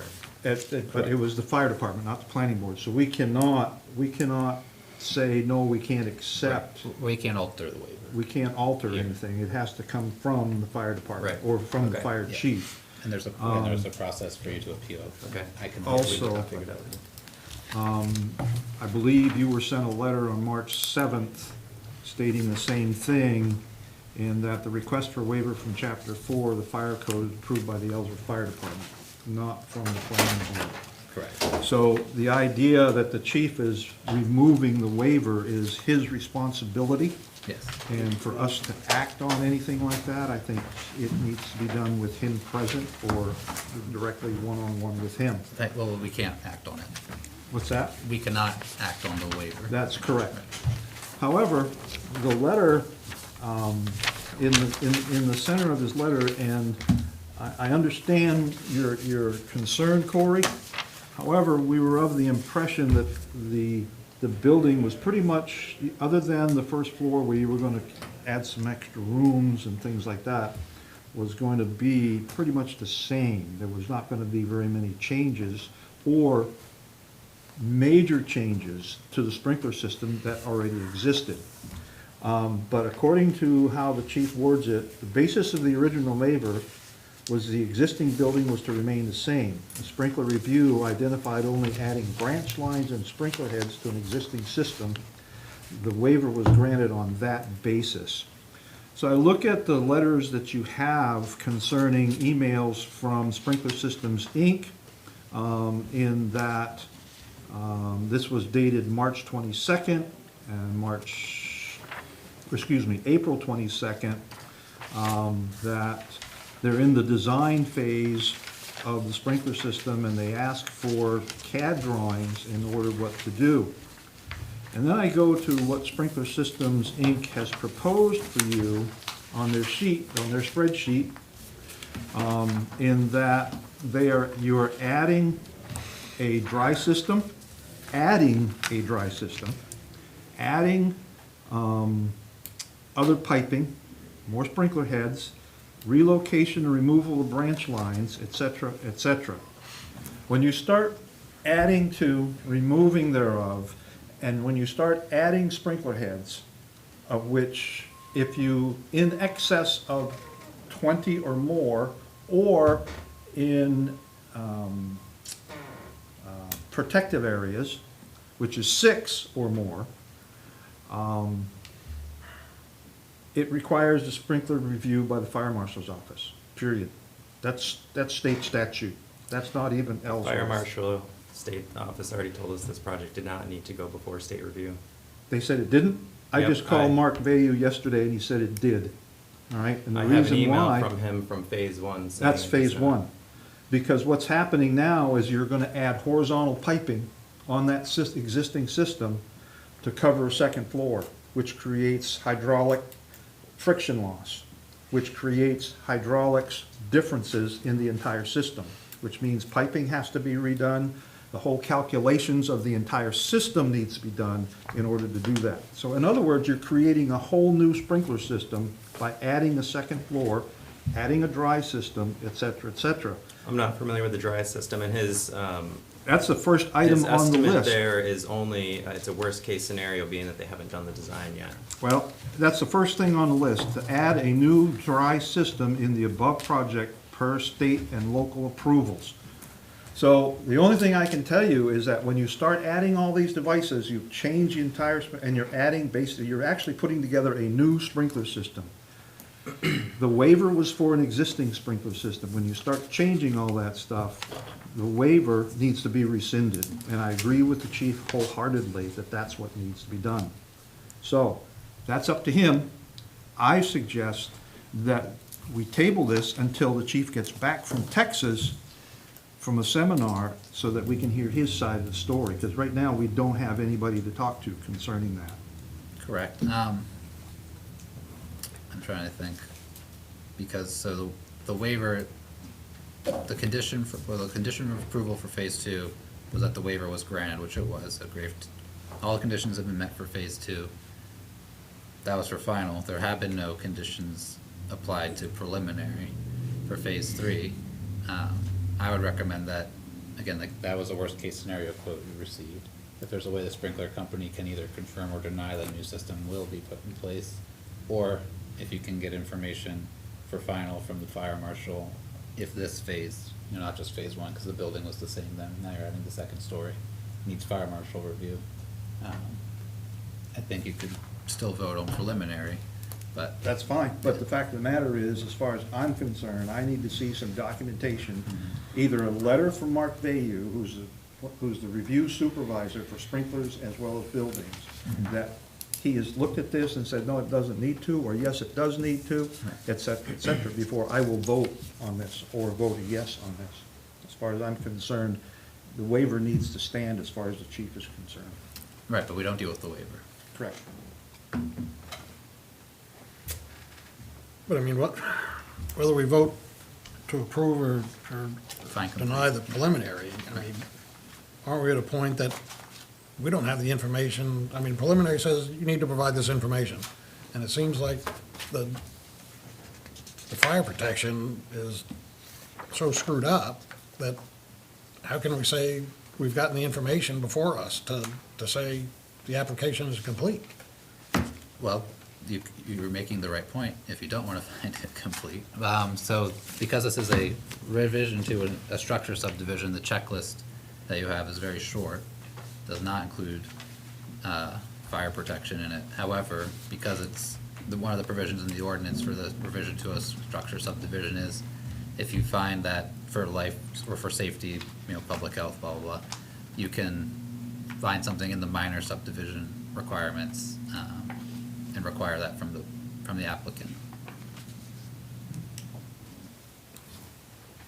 Which would be completion of fire safety, which, hold on a second, because I have the checklist for preliminary. So we're talking about all this sprinkler stuff.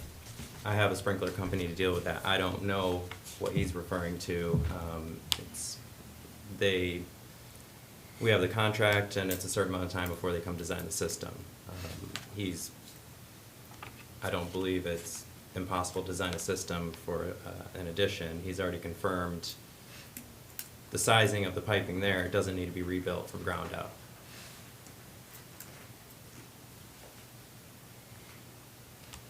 And the existing building still receives minimal to no modifications in most of the area.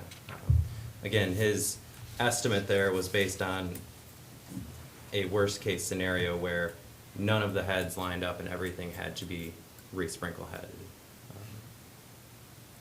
And So, one second, so the request, if you're gonna request something related to the fire/sprinkler system from the applicant, the only requirement for a subdivision, major subdivision, for preliminary for fire protection is the letter from the water department, saying adequate water supply for domestic and fire purposes.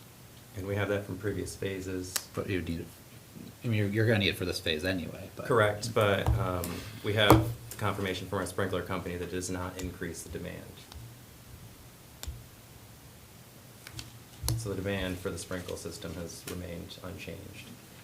And your other comment, Corey, was the fact that the control valves are not required by NFPA. That is true. They're required by the city of Ellsworth. Right. Period. And that's why the city fire chief has so written his letter stating that he's not going to grant the waiver. And that I can't he will comment have on to something put- that I just received tonight. Yeah, so, But- but that's what he says. Now, again, he's not here, so I am not going to speak for fire chief. I learned that a long time ago. And my sprinkler company said that this was not insurmountable, it's just changes how they need to design the system. That's correct. So Basically, it changes how the piping is piped and where the control valves go in the building. So my recommendation to the board, because the information you have in front of you is that the usage from the sprinkler company says it won't change. It would be very nice to have the water company say that the usage won't change. But for preliminary purposes, I think in general, we would have accepted that for preliminary, and just for final required the letter from the water company. And there is no requirement for fire protection through our ordinance for preliminary for a major subdivision. If that's your basis for feeling like it's incomplete, I don't think that's a valid reason. I would like to add, if this is incomplete, one of the previous projects could have been considered incomplete. There was a lot of outstanding fire questions on that project also. The waiver is something that should be resolved by final, like the final decision from the fire department. Like you said, the chief should come and explain himself, but for And preliminary I agree with that. purposes- I'm willing to move on from that issue. It's just I one thing that was. agree with you on that, but Mhm. I'm just not comfortable voting in favor of when I've got something from me from the fire chief stating that he's rescinding it. A waiver, yeah, but for a waiver that you don't have control over. And for our sake, the planning board's ordinance and what's in the planning board's purview, that waiver is irrelevant. And the fire safety for this project, major subdivision preliminary, is currently not relevant until final. Correct, and I agree with you. Yes. However, in the minutes of March 6th, and I don't want to argue with you, it was the planning board that put the motion together that the project would go on contingent of approval of the fire chief. Phase 2. Okay? Phase 2. Right. Right. So now they're rescinding that and what For that phase motion 3. was. Correct, so for phase 3, with the addition of phase 3. So the waiver was granted for really for phases 1 and 2 aspects, that's just the structure as it was. Now there's the new addition being proposed for the structure. So the waiver discussion, again, you're not voting for final, you're voting for preliminary. The waiver discussion needs to be resolved for final, but for preliminary, there's nothing that you, for the power of the board is for its purview, there's nothing you can request from the applicant by the ordinance related to that, to find it complete. Okay. Now, going forward, it's understood by the city, and I'll ask Corey, that anything from the fire department, from this point forward, needs to come from the chief and not Thomas. Well, could you repeat that, please? Well, the ordinance specifically says, on matters like this, it'd either be the chief or his designee. Right. Okay, but isn't there a business relationship between Thomas and the applicant? Not anymore.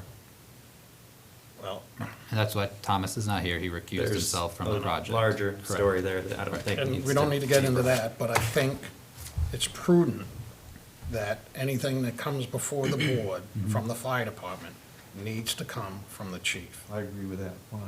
Absolutely. I hadn't gotten confirmation of who that would have been, being that he's out of town. We can talk about that. But I do have. For this project, absolutely. Yes. Question on parking. Yes. Okay. Moving right along. Yeah. Oh, we're done with sprinklers? As far as I'm concerned. yeah. Okay, so, let me see.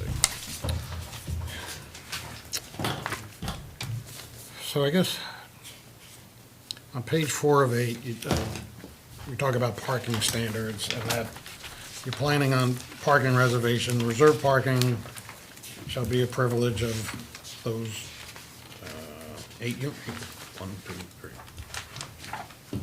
9 units.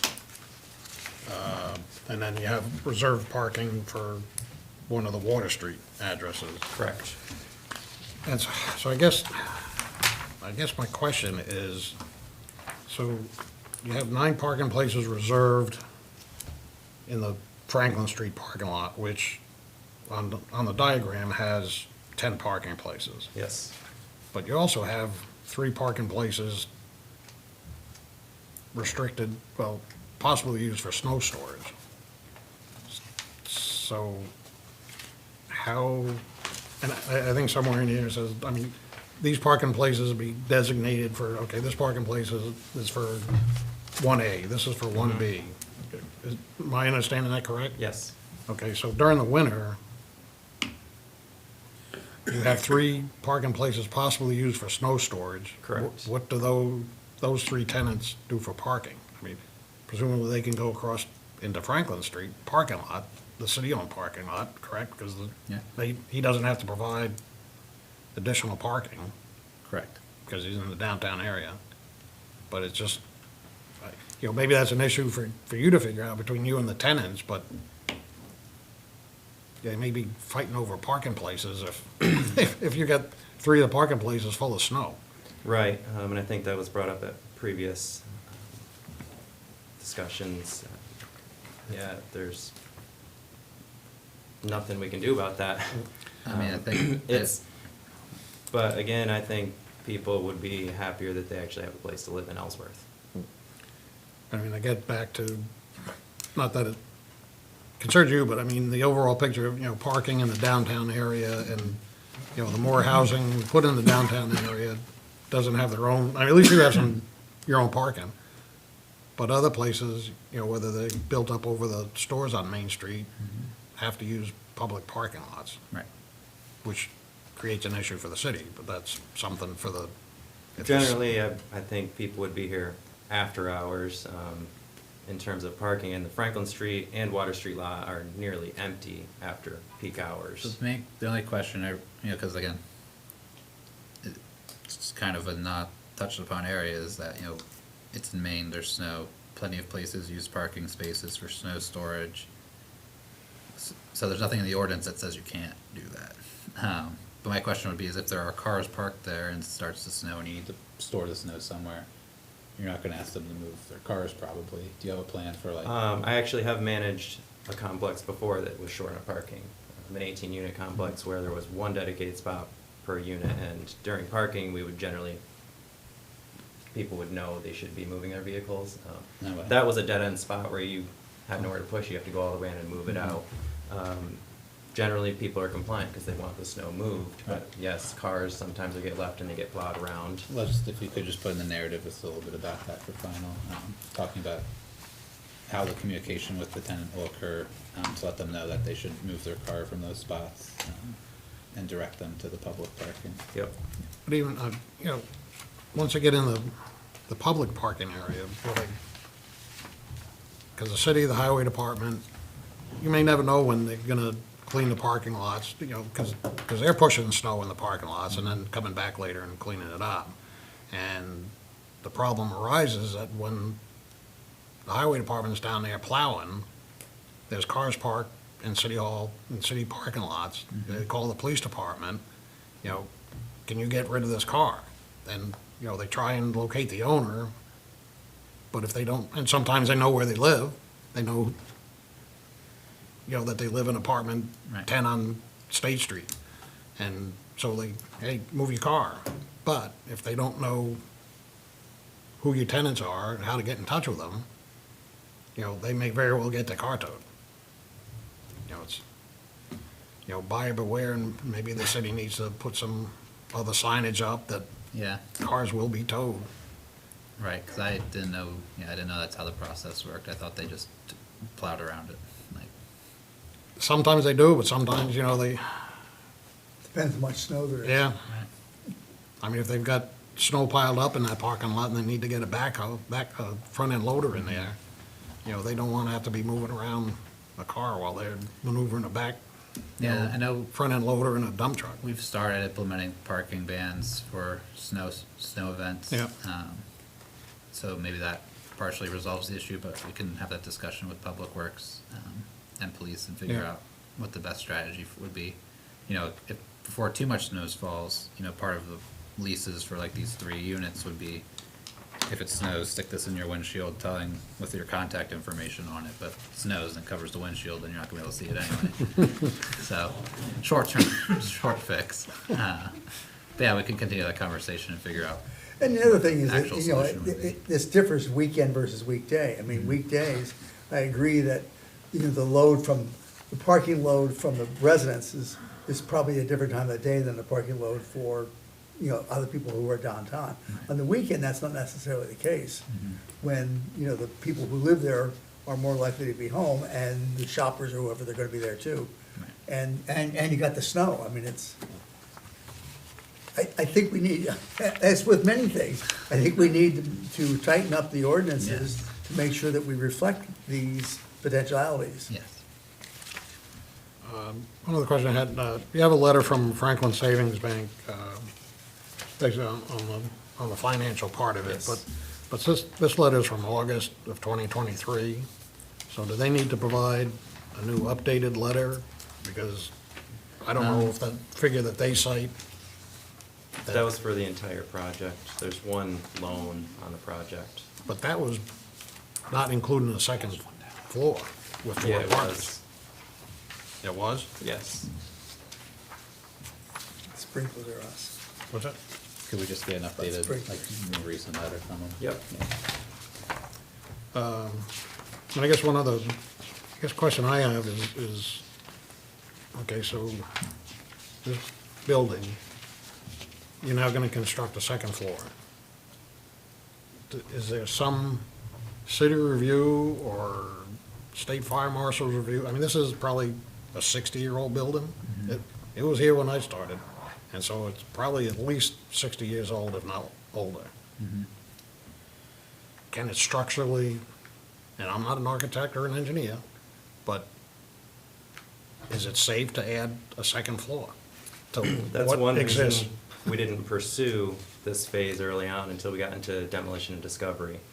The entire roof structure is steel I-beams, and there's a 12-inch slab covering a portion of the building. And where the garage bays are, that's a solid foundation that goes down to a footer. So a two-story structure, I mean, isn't much of a load, honestly. I'm not an engineer. I was like, do you think you could just get a letter from, you know, your team to speak to that? Is that a requirement? It could be the board can request for safety. Well, let's see, actually, because I mean, is that required if you for- have a builder, it says it's safe, I mean, they could probably write you a letter saying. So, okay. So you're not You can get- asking for an engineer to come in and Right. do, You can get Andrew McCullough if you want, he's right in town. What's his name on Main Street? He's an architect. Huh? He's an Aren't architect. Sealander? Yeah. Sealander. So there's several of them right within walking distance, or whatever, so.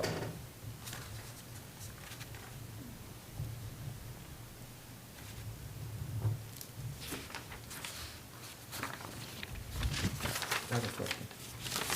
Yep, go ahead. So Corey, on your drawing, I think the last page, level 3, adjusted arch B, shows your 4 apartments there. In the front of the apartment, you've got about 75 feet, 3 inch. Is that covered, or is that just a walkway? that is a deck. That's It's just their a- entrance deck. Okay. The roof will have an overhang that Okay. partially covers it. So I'm going to assume that that probably will be sprinkled outside. That's why the dry system, because it's gonna be open. Well, that's why he made those comments. Some of the current overhangs were over the 4 feet.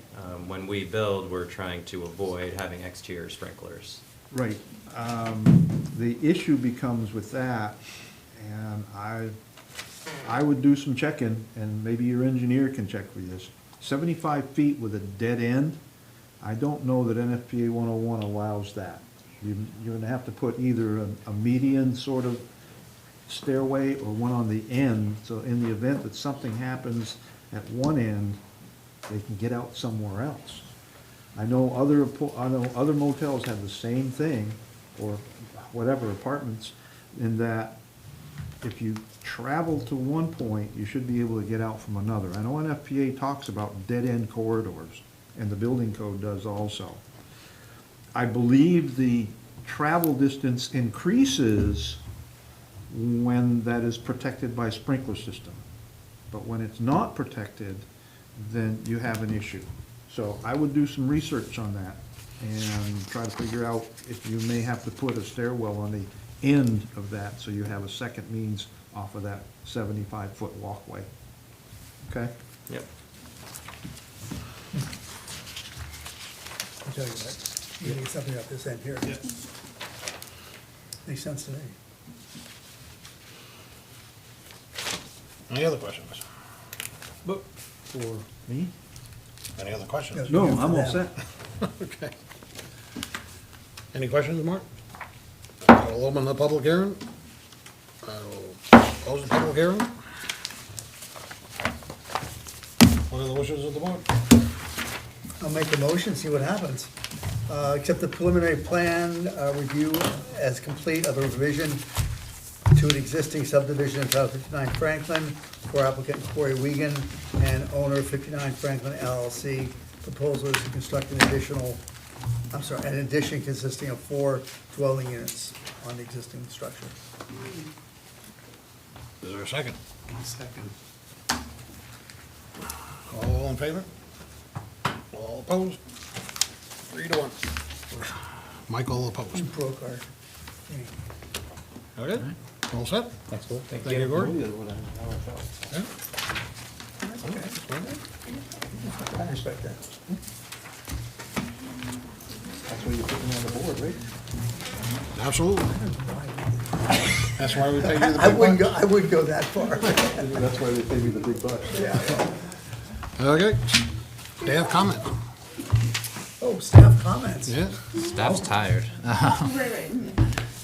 That comment? No real I comp think we plan. still need to increase, they still need to research the idea of getting speakers in here for people that can't hear. I mean, I would just like to, while she's still here, thank Lori for her service to the city. Yes, thank you, Lori. Yeah. Thank you, Lori. Very welcome, it's been an honor. So what's the official departure date? 17. This is my 17. last day. But who's counting? Are you gonna do the whole She day or is. just a half a day? We only work a half a day. Oh. We only open half a day. So what time is the party? No party. Oh, no party? Nobody. We'll see I about agree that. with you. What was that? Nothing. So you got somebody from the news media here, they can interview you. That's right. That's right. What changes have you seen in Ellsworth over the 114 years you worked here? Or you can do like I says, no interviews and no pictures. Hold on, I just Lori, we're did my still in job the for meeting. 40 years and I figured to leave it at that. I know She's you're- ready to get the last You're one ready over to with. get out of here. Toby.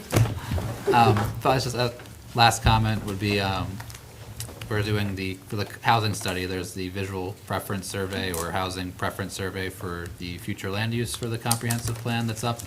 You can find it through the city website, on the comprehensive plan page, or you can find it if you're already familiar with the social pinpoint site for the comprehensive plan. It's posted to there too. It's both for the comprehensive plan and the housing study because they run in tandem. But we encourage people to fill that out. It goes through some of the suggested type of land use for the plan. So some of those are like a rural conservation zone around the major lakes in the city. There's a neighborhood transition zone to put a kind of a buffer between neighborhoods and urban zones, where there's a very large gap in allowed uses. And then there's also like a rural village, like nodal zone to support some mixed use further out in small areas in the rural areas, so gas stations or something like that, so people aren't driving all the way into town just to hit a gas station. Those are just some of the ideas, but yeah, it's available for the public to partake in. And us too. And you too, yeah.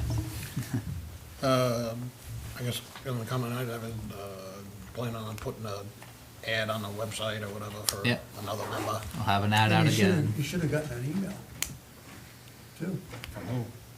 from the consultant For what? for doing what you just talked about. Oh, he just talked about the I'm talking planning about- board position. Replacing Oh, Nelson. I'm sorry. See, you're moving too fast for me. Replacing who, Elizabeth? Nelson. Nelson. Oh, Nelson. We do have an ad out for the And Have assistant. you got any applications for her yet? We do have applications. Good. No interviews yet. Do we get to interview? No. Oh, Unless you want to apply. absolutely not. That's it. Okay, Okay, adjournment, motion to adjourn, Any motion? so moved. Second it. all in favor? Okay.